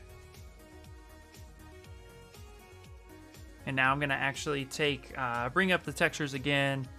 And we're actually going to do the kind of darker rotted wood. So we'll grab this guy. We'll grab this, make alpha, close that down. We'll kind of do something a little bit more like this. Of course, let's at least get it in the similar direction, Ian. You know, make it look a little like it makes sense. You know. Yeah, you do, right? Old man voice. Back in my day, when we didn't have fancy gizmos, we loved the transpose tool so much. Now look at you, hooligans. Yeah. We had this sculpt uphill both ways. Yeah, exactly right. Honestly, I'm not like, okay, I'm happy that I started sculpting when I started sculpting, because it seems like Pixelogic really loved and really started innovating, and the technology caught up to what they were trying to do. But at the same time, I really, really, really wish I started sculpting much sooner for the experience. Does that make sense? Like, I don't think I would have been as successful if I had started back then, because programs tend to frustrate me quite a lot. But I really wish I did. Okay, so I picked the smooth cloth brush. Actually, no. You know what? Let's do trim dynamic first.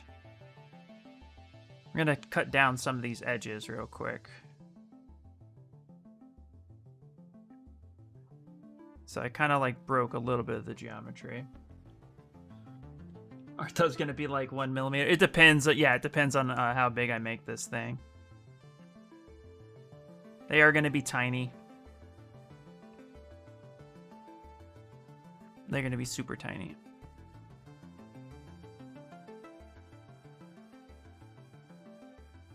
Let's actually put on.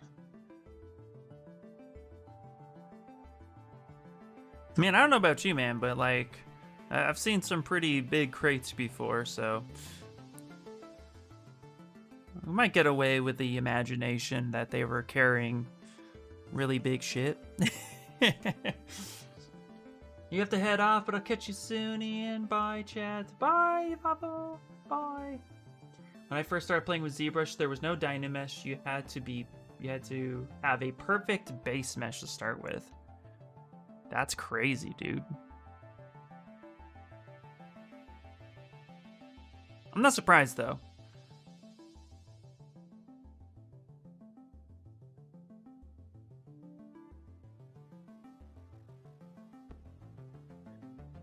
I remember, okay, so I'm not sure if, I don't know if you would remember Next Nox, just because I don't know if you took his class when you were still back in high school, but Mr. Hill was my art teacher. Awesome dude.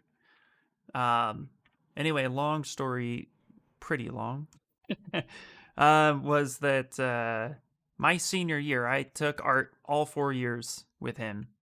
Awesome dude, loved it. In my final year was when we got stuff from Warner Brothers and from the local community colleges. And so we got our first 3D modeling software and computer from the local college in my senior year. And so because it was an animation class and basic art 101 for a lot of kids, and then advanced art and then animation, I had already done those. So for my senior year, because I was just in advanced art, he saw me there and he was just like, okay, great. He's like, the entire class, this is what we're going to do. We're going to go over, you're going to have an animation project, etc., etc. He was like, Ian, come here. And then he took me into the back of the classroom where the computer was set up, and he sat me down and he said, you have the entire year to make this ball roll across the floor. And if you can do that, you pass. Because this is new software. I don't know how to use it. I don't care to know how to use it. So have fun, but this is probably going to benefit you in some way. And I was like, okay, great. That shit was hard. I had no idea what I was doing. I was just looking it up, and it was crazy to me. So I I ended up passing, of course, because I was able to get it going. I don't remember what the software was, but like everything was just so overly complicated for what it was. And I just remember like banging my head against the wall, not getting it, not understanding what the hell was going on. But apparently Pixar was using this software or a software variation of it at the time. It probably was that software because they were developing a lot of cool shit. And ZBrush, ZBrush wasn't even a thing. I had no idea what ZBrush was. I don't think ZBrush came out until like 2003, maybe, if I'm right. But still, it's very early days. When did ZBrush come out? But it wasn't known. Yeah, let's see. When did ZBrush come out? 1999. Okay, so ZBrush was a thing, but I had no idea what the hell it was. We didn't have access to it or use it or anything. It was some other program, but yeah, it was insane. Dynamesh came out not long after I started, but that means I didn't actually use it for a long time. I only finally started using it regularly the last year or so. Yeah, Dynamesh is super powerful, but I get it, yeah. I'm pretty sure they used Maya, or didn't they? I don't know. I can't honestly answer. I have no clue what they used. I just know that basically my teacher said, I don't give a shit what you do. Just do something, prove you did it, and I'll pass you. Like, you've already retained everything from this class. Although, I would say that wasn't the wisest move he could have made. Like, the wisest move I think he could have made was encourage me to go to the college and take a college class and use those for high school credits. That probably would have made more sense. But, alas, it doesn't matter. I'm not into animation anyway, so it doesn't really matter, does it?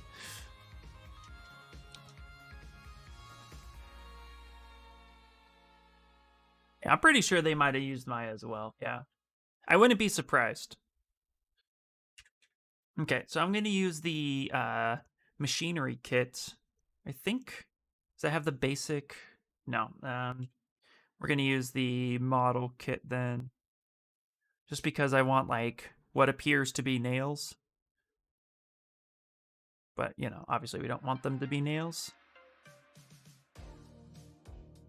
And what we're going to do... Yeah, fine. Okay, I'm actually going to duplicate this model, and then I'm going to drop subdivision. I'm going to delete higher, and we're just going to be placing something like that. And then I'm actually going to mirror and weld it. Take that gizmo off. Grab that and delete hidden. There we go.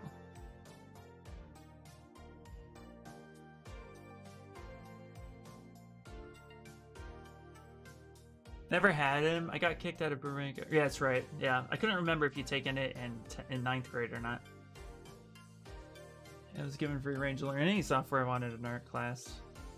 Just had to buy and work through the guidebooks. We had giant Wacom's, and we worked through Photoshop, Illustrator, and Rhino. Wow, maybe I should have got kicked out of my school. Actually, that wouldn't have worked for me. If I would have gotten kicked out of my school, I would have gone back to... I was a transfer into the Burbank system. So it wouldn't have worked at all.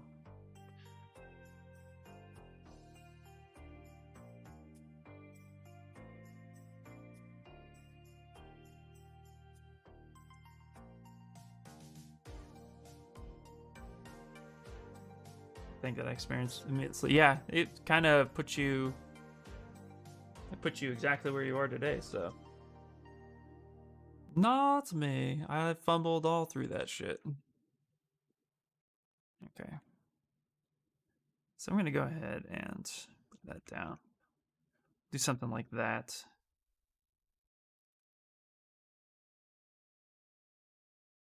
Cool. Gonna go ahead and duplicate that. Actually, let's delete that one more time.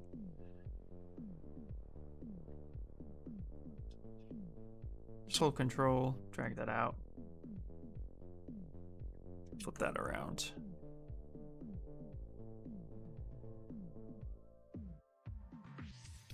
What the heck? Oh, interesting.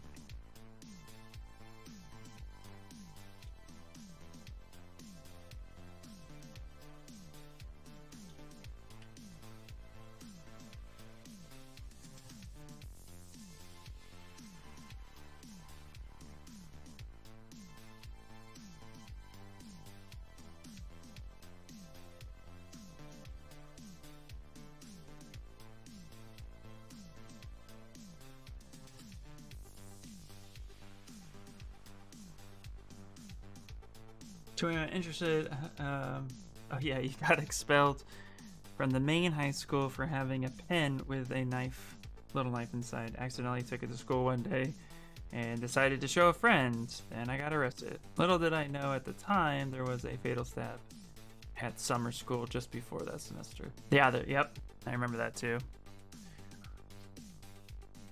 And that's tough too, because it's like, no way you would have known.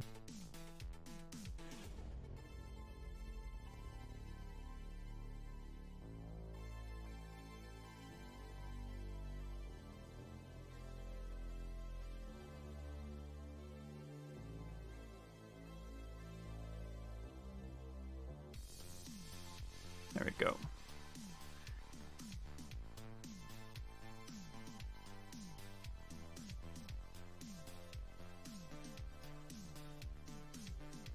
There we go. Do something like that.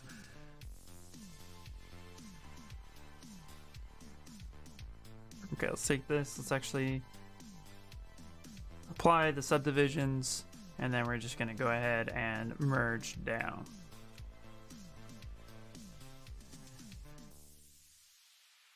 I remember my first modeling experience was Blender in like 2003. I don't know how to do anything except duplicate cubes, rotate and scale. I made a truck, and every curve was like 50 thin cubes to achieve curves. Yeah, right? I would actually, oh man, I would be very curious to see what Blender looked like back then versus today.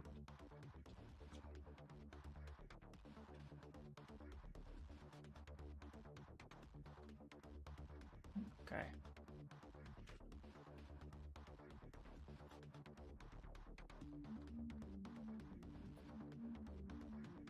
Like, I totally have no clue. Like, it would be very interesting. I didn't get into 3D modeling until I started working in aerospace. That was in 2006. And by then, we were actually using Vellum to do most of our drawing to then write G-code by hand. So, and then by the time I got into 3D modeling, it was actually with Mastercam as my first modeling experience. And then that was still two-dimensionally based with 3D rendering, which is really cool. Hey, what's up, Martin? What's up, buddy?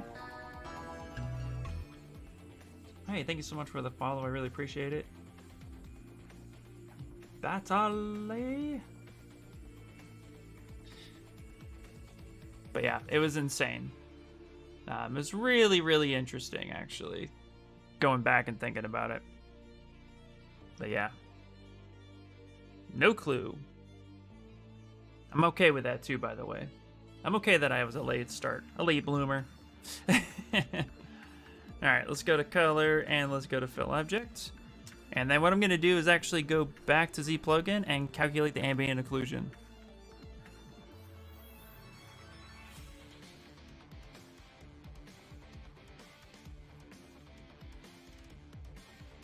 Great, looks pretty realistic. Thanks. I literally just threw it together. Okay, I'm gonna go ahead and flip that over, go color, fill that object. So we get something like that. I'm gonna grab all of these, mask them off. And then we're gonna make them kind of dark. There we go. Something like that.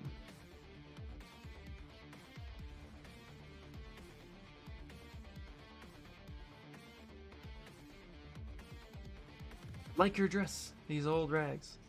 Wait, what? Okay, let's go back to ambient occlusion real quick.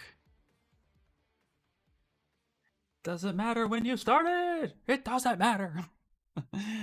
But but much knowledge you've attained and retained in that time. Yeah, exactly, right? Hey, Levels. Thank you so much for the follow. Yeah, exactly. It is a lot about how you learn and retain all that knowledge for sure.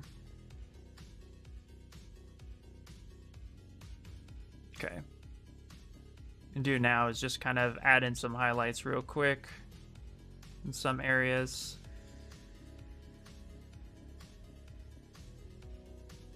Not going too crazy with it. Just give it a little bit of fake AO.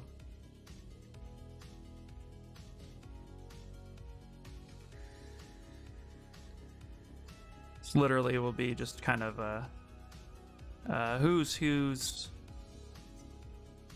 not caring too much. It's gonna be tiny. All right, we'll take that. I like it.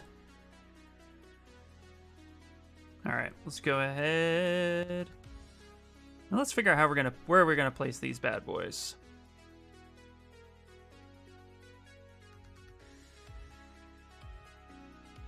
Ooh, I have symmetry turned on. We don't want to do that. Okay, we will make them relatively realistic in size.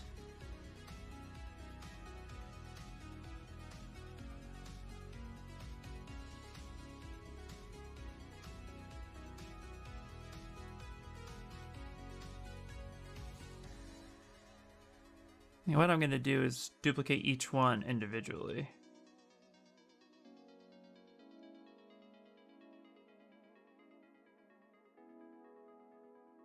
There's a lot of floating around right now.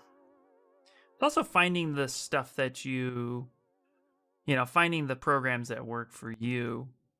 I find that to be very useful and very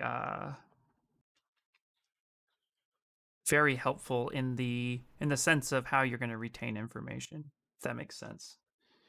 Like I've tried using Blender and I have no problems with Blender whatsoever. It's just for me it doesn't seem to work very well. I don't retain it so much. So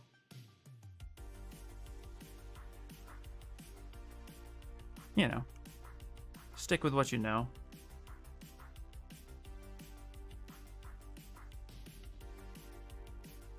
There we go.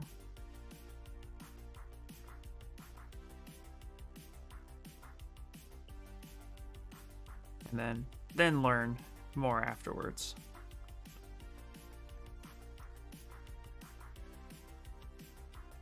Why is my messages being all weird? Let's see here. I missed some stuff, sorry. Heck, over the last 2 years, they have jumped so many leaps and bounds. Can you imagine we're going to be another year? Oh, absolutely. I actually know, too, that there are people who have developed and who have worked with Pixelogic who have gone over to Blender and really helped dedicate their knowledge and time, too. So that's also been really helpful. Imagine you could already print that model with the polypaint without needing to paint it manually. No, seriously, absolutely. That's actually where color 3D printers and Substance Painter kind of meet in the middle. There's a way to bake out the color. Mamakai? Oh man, I can't even remember how to say their name, but they're a big one. This is a friendly ship. No cannons today. These sailors were just trying to get a little tipsy.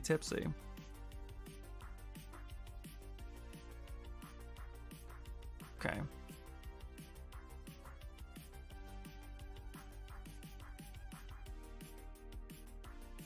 Add a couple more. Actually rotate it around, get a different angle. Copy that. Copy that.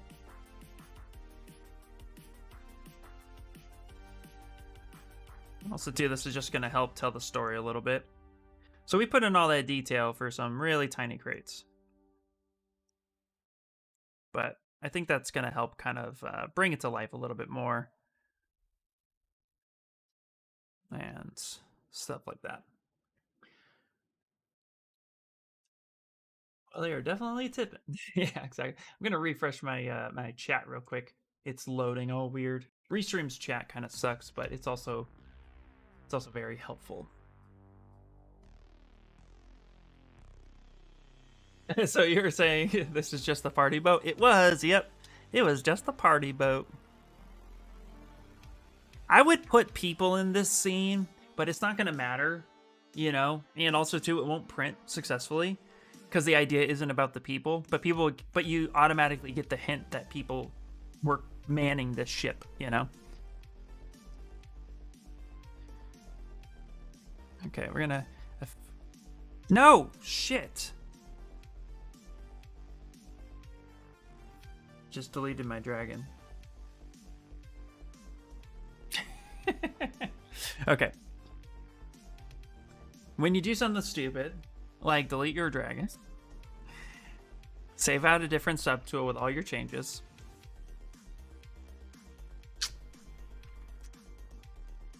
And then load your previous subtool.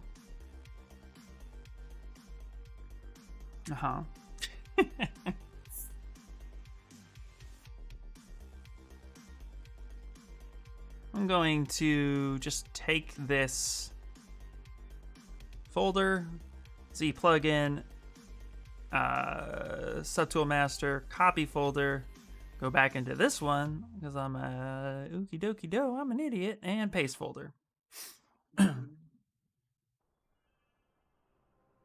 The sailors are victorious! There we go. I was just trying to delete the useless subtools that I no longer need. There we go. It's like I'm not doing all that freaking work again. Okay.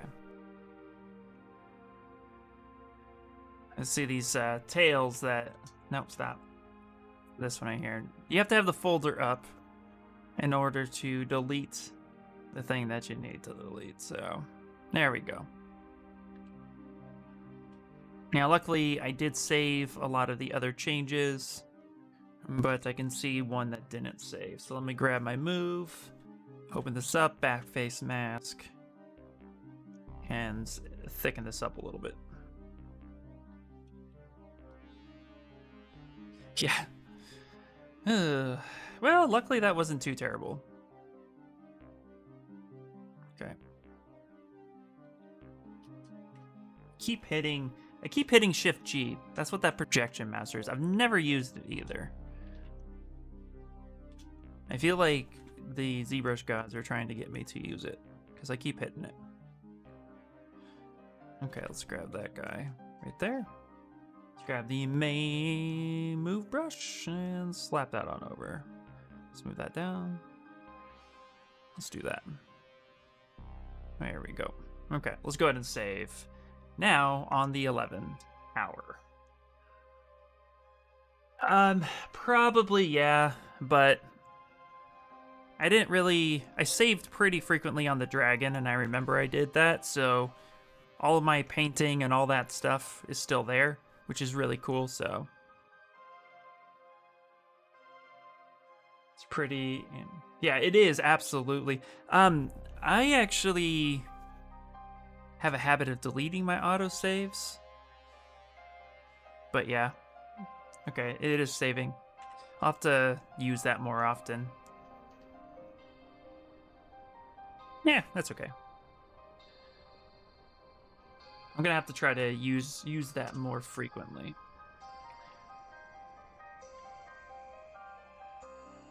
Okay.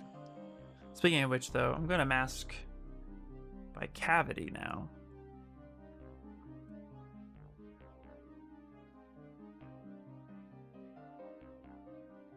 try 50%. There we go.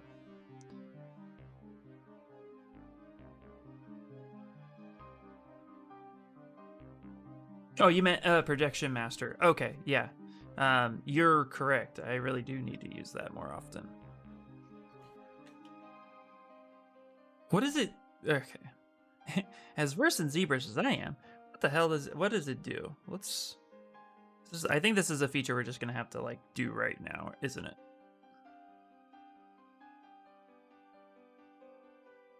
Ew, that's gross.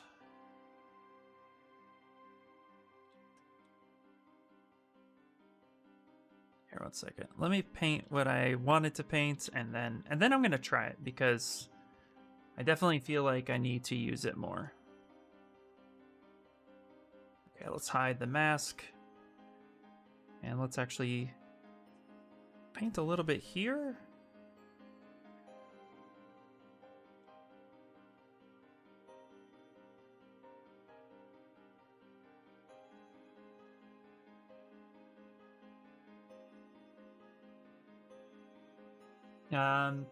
It's just an old way to stamp details, basically. Okay, so kind of like Spotlight now.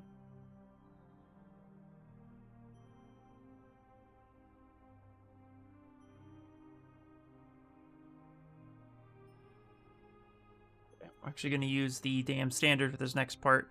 I like to use it as a paintbrush because it's nice and thin. And you can get some really nice, crispy lines with it. And we can actually bring up the lazy mouse and really get some cool details. I love painting fake AO. It's just the best thing ever. Yeah, Spotlight has probably replaced most of its feature. Oh, okay, cool. It's very funky to use. I feel like I hate that shortcut. The it's definitely a shortcut I just don't use so much.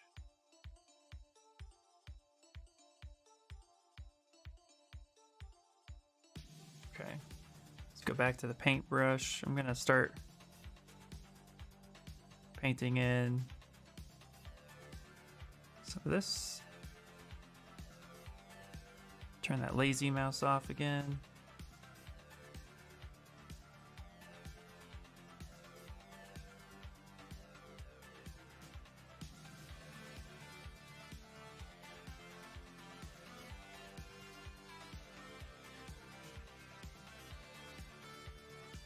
There we go. All right, let's go and save. Yeah, it's very funky. Okay, I don't think I've actually used Projection Master. Yeah, I hit it a lot. I bring it up with Shift G all the time. I want to know how to use it. So I'm just gonna go ahead and grab the circle, the sphere, Shift G, colors, activate texturing, activate poly painting, activate poly painting.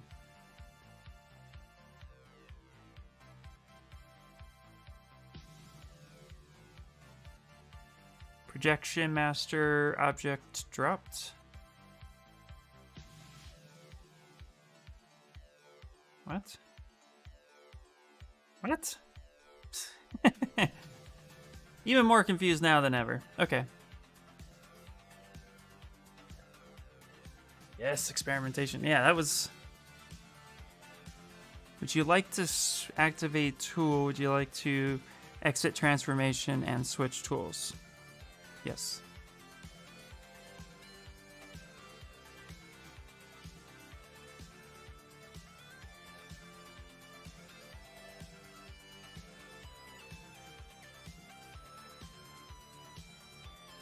Oh.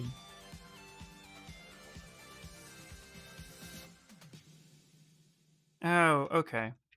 Okay. Okay, I get it. I get it. Okay. It's that it also equates to that 2.5 painting that you could do. If some of you don't know, ZBrush really his intent was not for sculpting. Its intent was actually for painting and utilizing some basic sculpting features, or just utilizing some basic modeling features, and then the sculpting aspect took off. So, okay, that makes sense.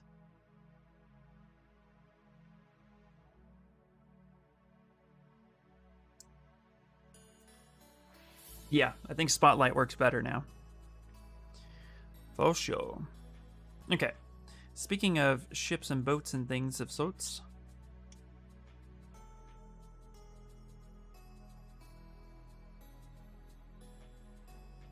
Okay. I'm going to open up the brushes, and there are some really basic, fun, simple stuff in here, like an insert rope brush that I had no freaking clue existed.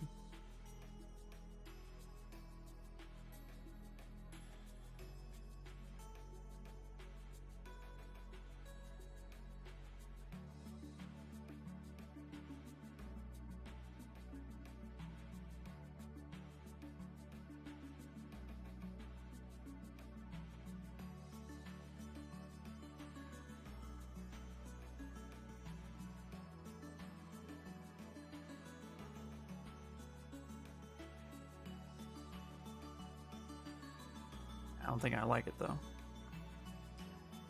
This might be too small. Okay, that's fine. So you're saying it's obsolete? Create a poly first, then draw on that. Yeah, that's, yeah.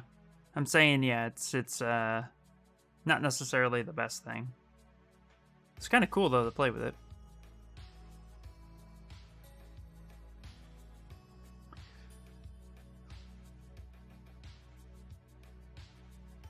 What we got now? It's 11:30. Okay, cool.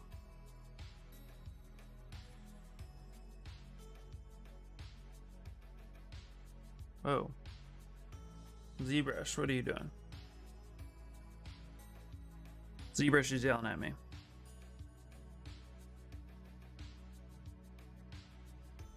Man, the time just flies, guys.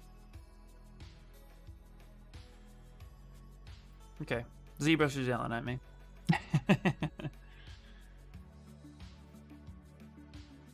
Not sure why it's yelling at me. I did save, so...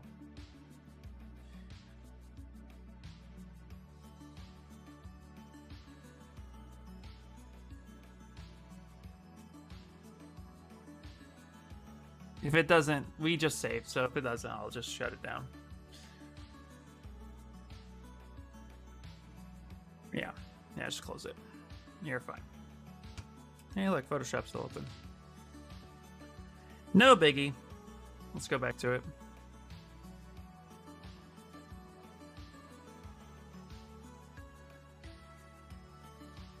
Alright. Yay, crashed. But we had just saved, too. And I know quick save's a thing, but we just saved, so I'm not worried about it. Yeah, there are lots of ropes on my ship. Set out all the planes where the ropes flow, then drew them out with curve, delete the polys, and add slag and tension. Exactly. Yep. Yeah, I'm thinking about how this is going to print, and it's going to be pretty small. So if I add ropes, it needs to basically almost be a part of it. You know what I mean? Like, the detail is so small at this point. So I kind of have to be careful with how I proceed moving forward with it.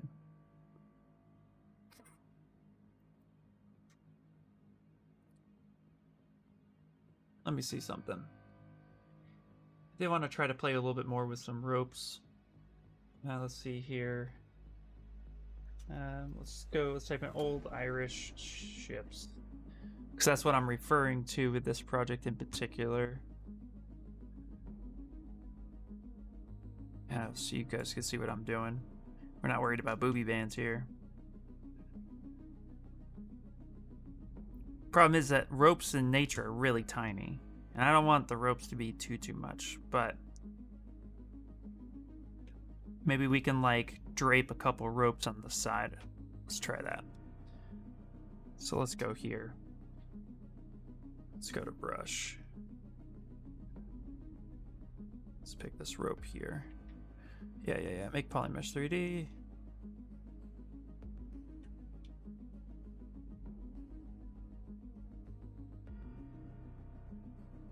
Let's just get a bigger brush.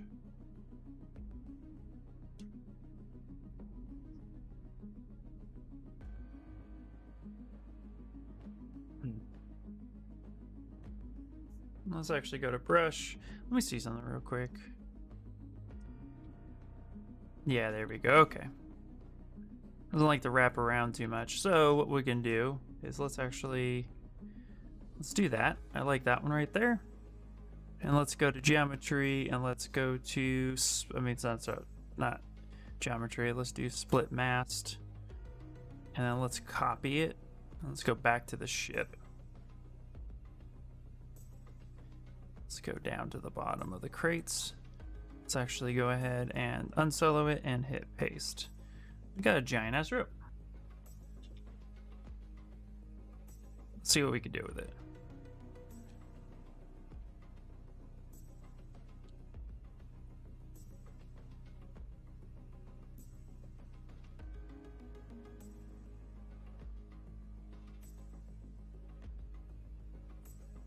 Oh, we might be able to do something with this. Okay. Watch out for booby bands! I know, yeah. Yeah, ships, ropes. They're all like pretty, yeah. Like this are already pretty thick. Should reduce scale, thicken, and exaggerate them. Yep. Not gonna get a booty band, are you? I hope not. A booby band. I hope not. I really hope not, Ma. Okay, let's actually... What we could do is put something like it's kind of tied to the side a little bit.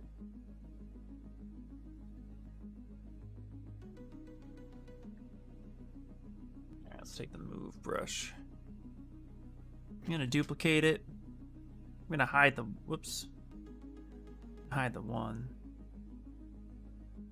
I hate that. I don't mean to do that. There we go. That way we have our basic rope. Let's hide the one there.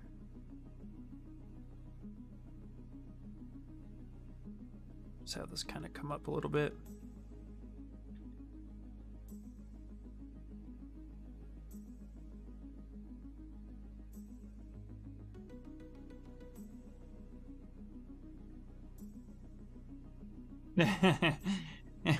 But I undermeant where you stood. So, see, that's all that matters, right? All that matters. So we'll actually have this one come up a little bit.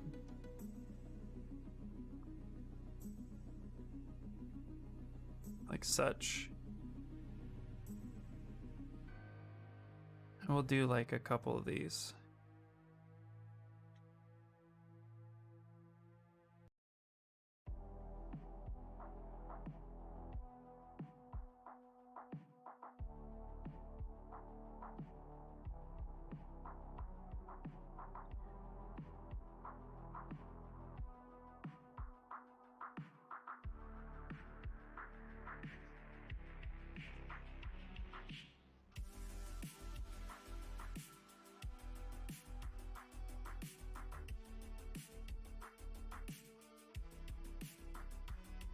Okay, cool. And then let's actually go back to this one here. Let's duplicate it. I like keeping an original as much as possible.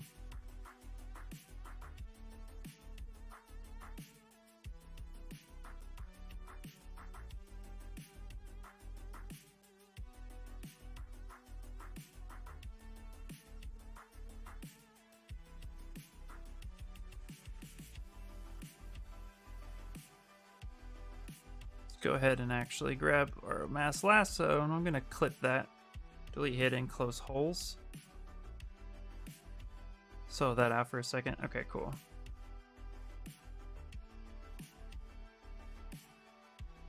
Now I'm gonna be setting these up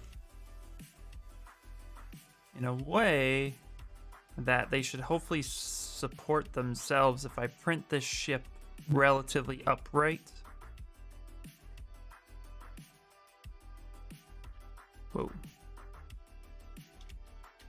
hit the wrong thing.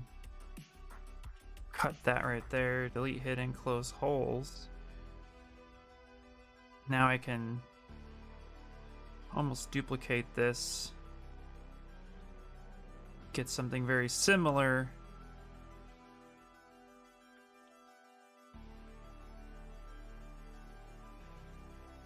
In and of itself.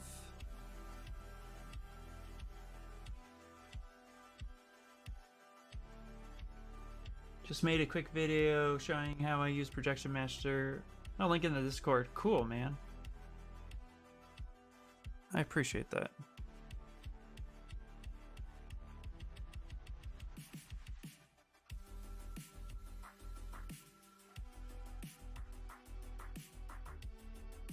There we go.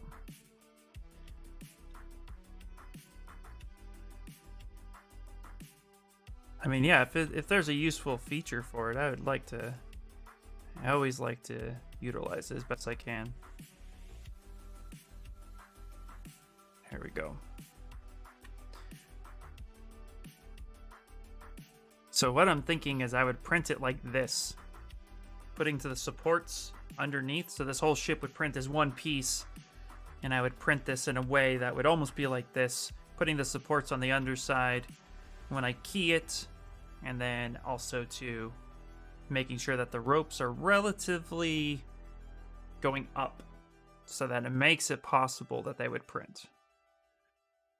And then here what I'm going to do is I'm going to duplicate this, solo this out, then I'm going to stretch it on one side. Sorry, I completely stretched it on the other side. Then I'm going to mirror and weld it. There we go. Figure out where it mirror and weld, which it's over there. And go ahead and delete this side. So delete hidden. Send it back over here. So now I get the other portion of it.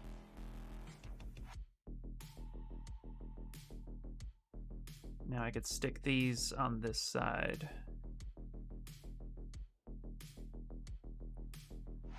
So this gives me a little bit of rope.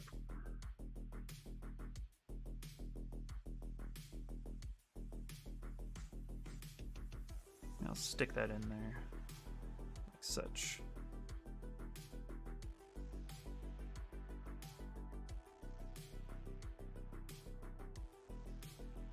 There we go.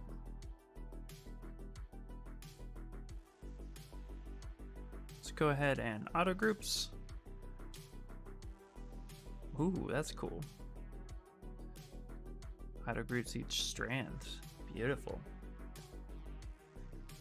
Grab that one. Hold Control, drag that up.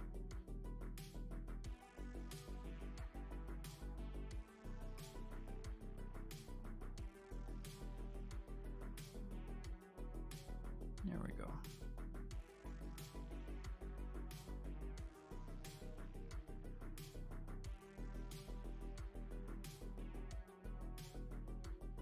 Okay, perfect. All right, now I got that. Let's go back here for a second. Let's actually scale this up.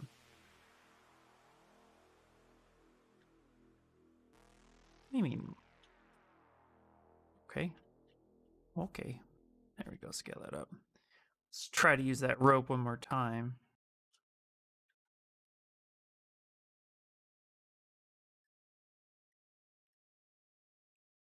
Okay, it doesn't like that, which is fine. So I have another solution. Is it possible that the webcam got smaller? It did, yeah. Yeah. It did get smaller because I turned it on last. I forgot to turn it on first. So it definitely got smaller. Just because of the way it does things. And then I was too lazy to restart it.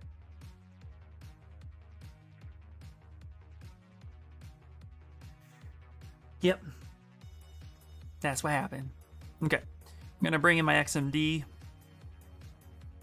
I think I have a couple rope brushes in here. Just the insert rope there. I think they have... I'm part of their premium team, so I'm pretty sure they actually have Ropes and knots. Okay, it's called knots. Perfect.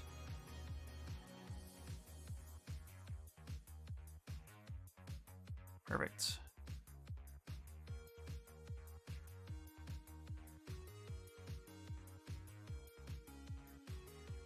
Cool. Go ahead and click that one. Let's go back here to the ship.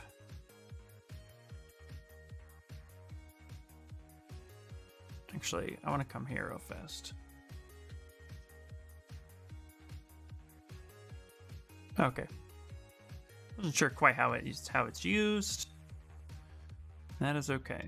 So we got this guy right here.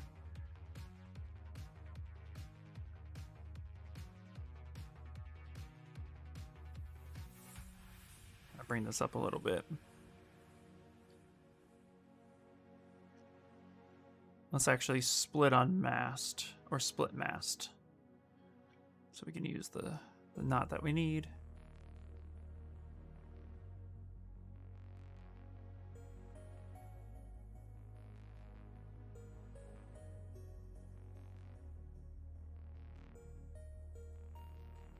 These details might be a little tiny.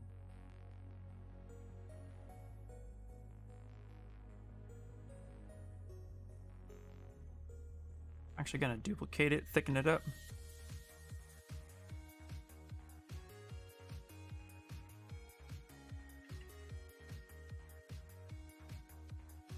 You need scrolling text to explain?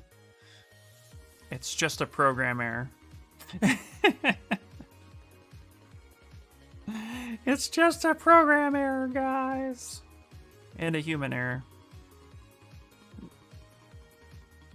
Alright, I'm gonna inflate this a little bit. Okay, that's way too much. Let's go 5. Nope, way too much. Ah, what are you doing? 2. There we go.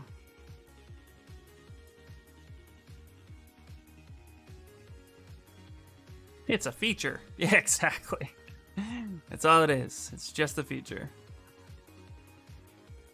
Okay, I'm going to copy this.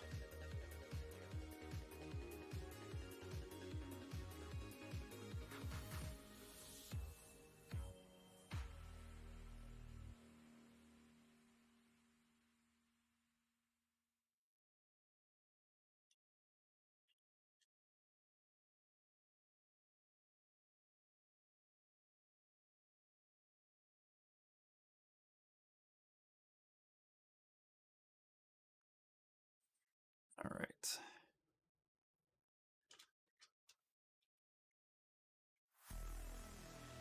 Let's make that one what it is.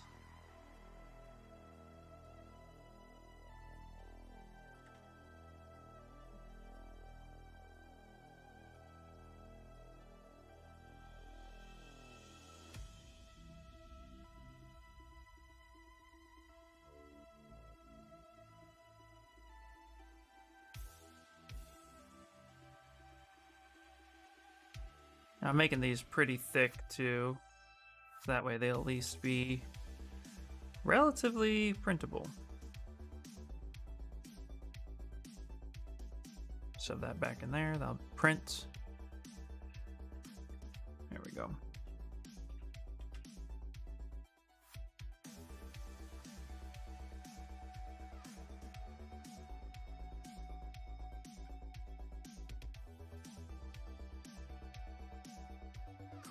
Cool. Let's solve this for a second. Let's actually take this one. I hit auto groups, but each one is kind of paired on itself, so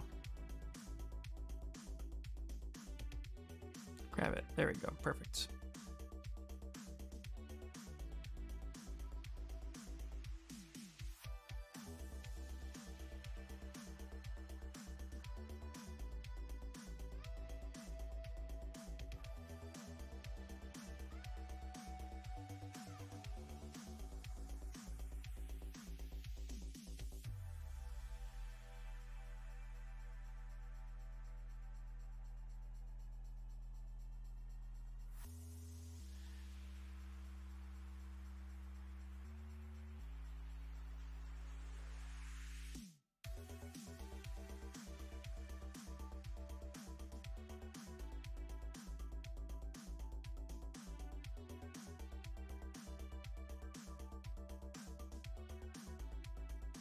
Okay, all right, there we go. Oops. Right. Let's grab this one. Just make sure that we have that a different auto group. That way we could pick the right one. There we go.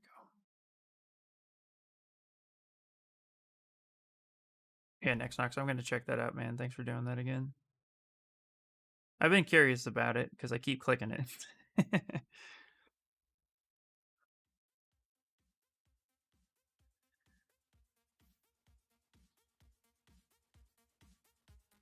There we go.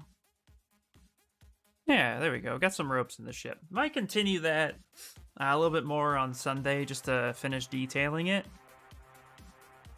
And then after that, I think we'll be good to prep for print.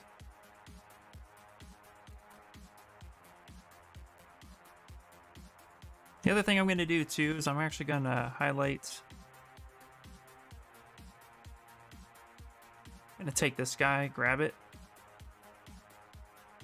Actually, hold control, drag that around. Had a couple of these here.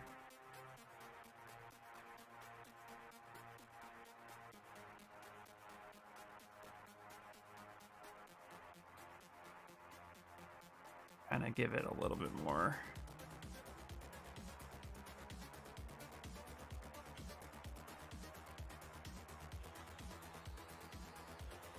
Not on all of them, just a couple. A little bit of variation.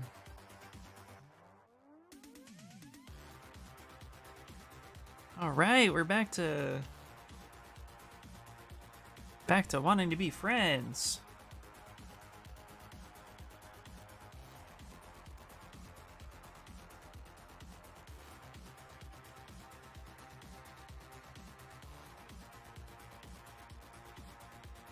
Or famous, not friends. You want to be famous? Fuck no.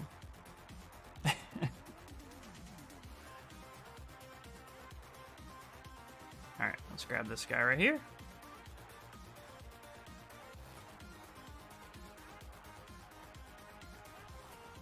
Ooh, that's fancy.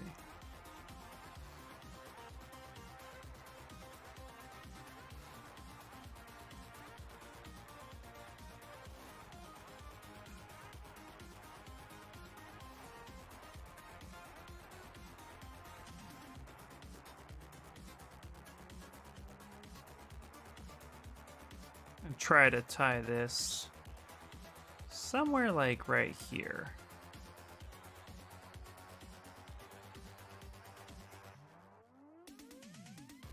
So it kind of makes sense.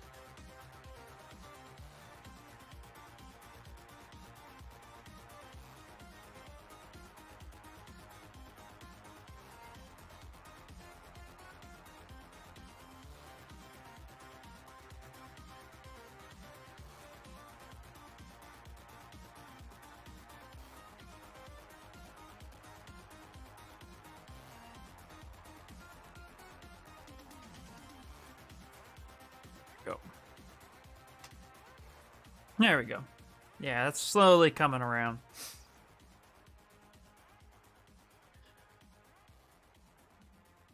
All right, guys. I think that's going to be it for the day. I got some stuff I want to take care of too. Let's actually turn this. Oops, wrong one. Let's turn this one around. Let's kind of get this going. You're just playing Crash on your phone. Martin, dude, how's your project coming along, man? By the way.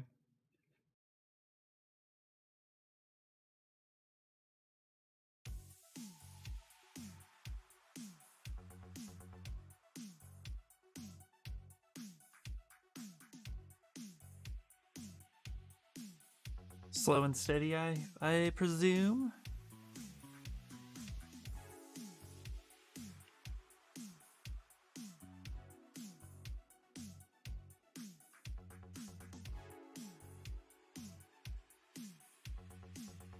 Yeah, we're gonna kind of tuck that in there a little bit.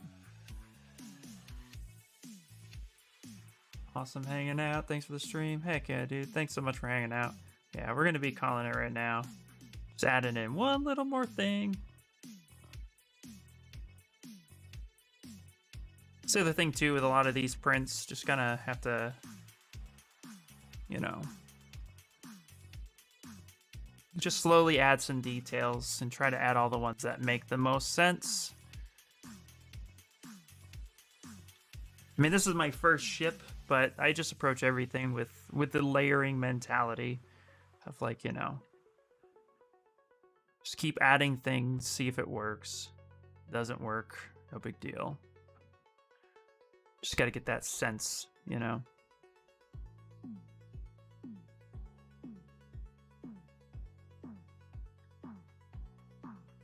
There we go.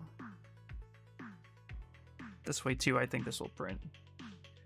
It's going pretty good. I've been starting to do the rough lighting.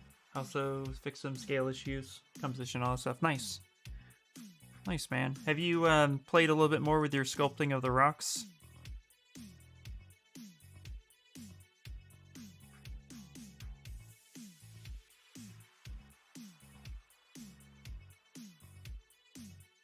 Go. There we go. Yeah, that's pretty cool. Yeah, this is pretty cool, guys. If I do say so myself. Hey, Bean Light Games, how you doing?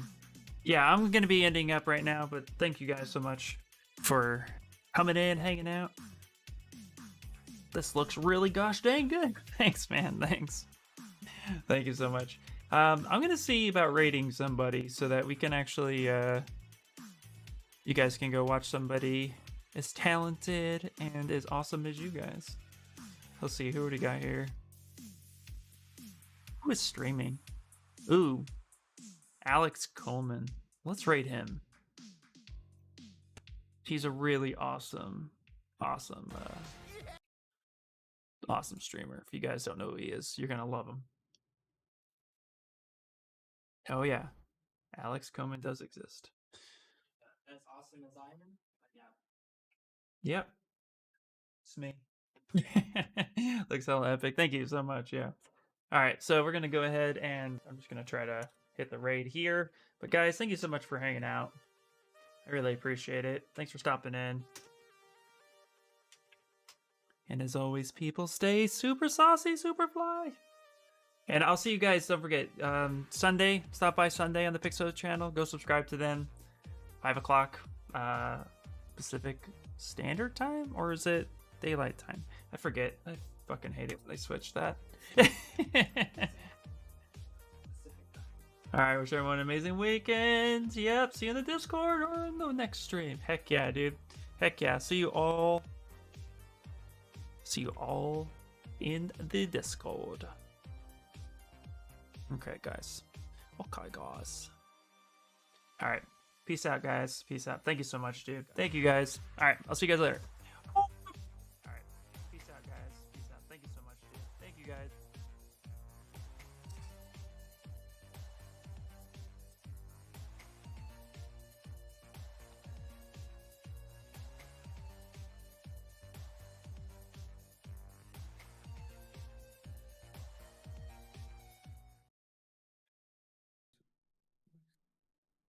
Two horse? Mm-hmm.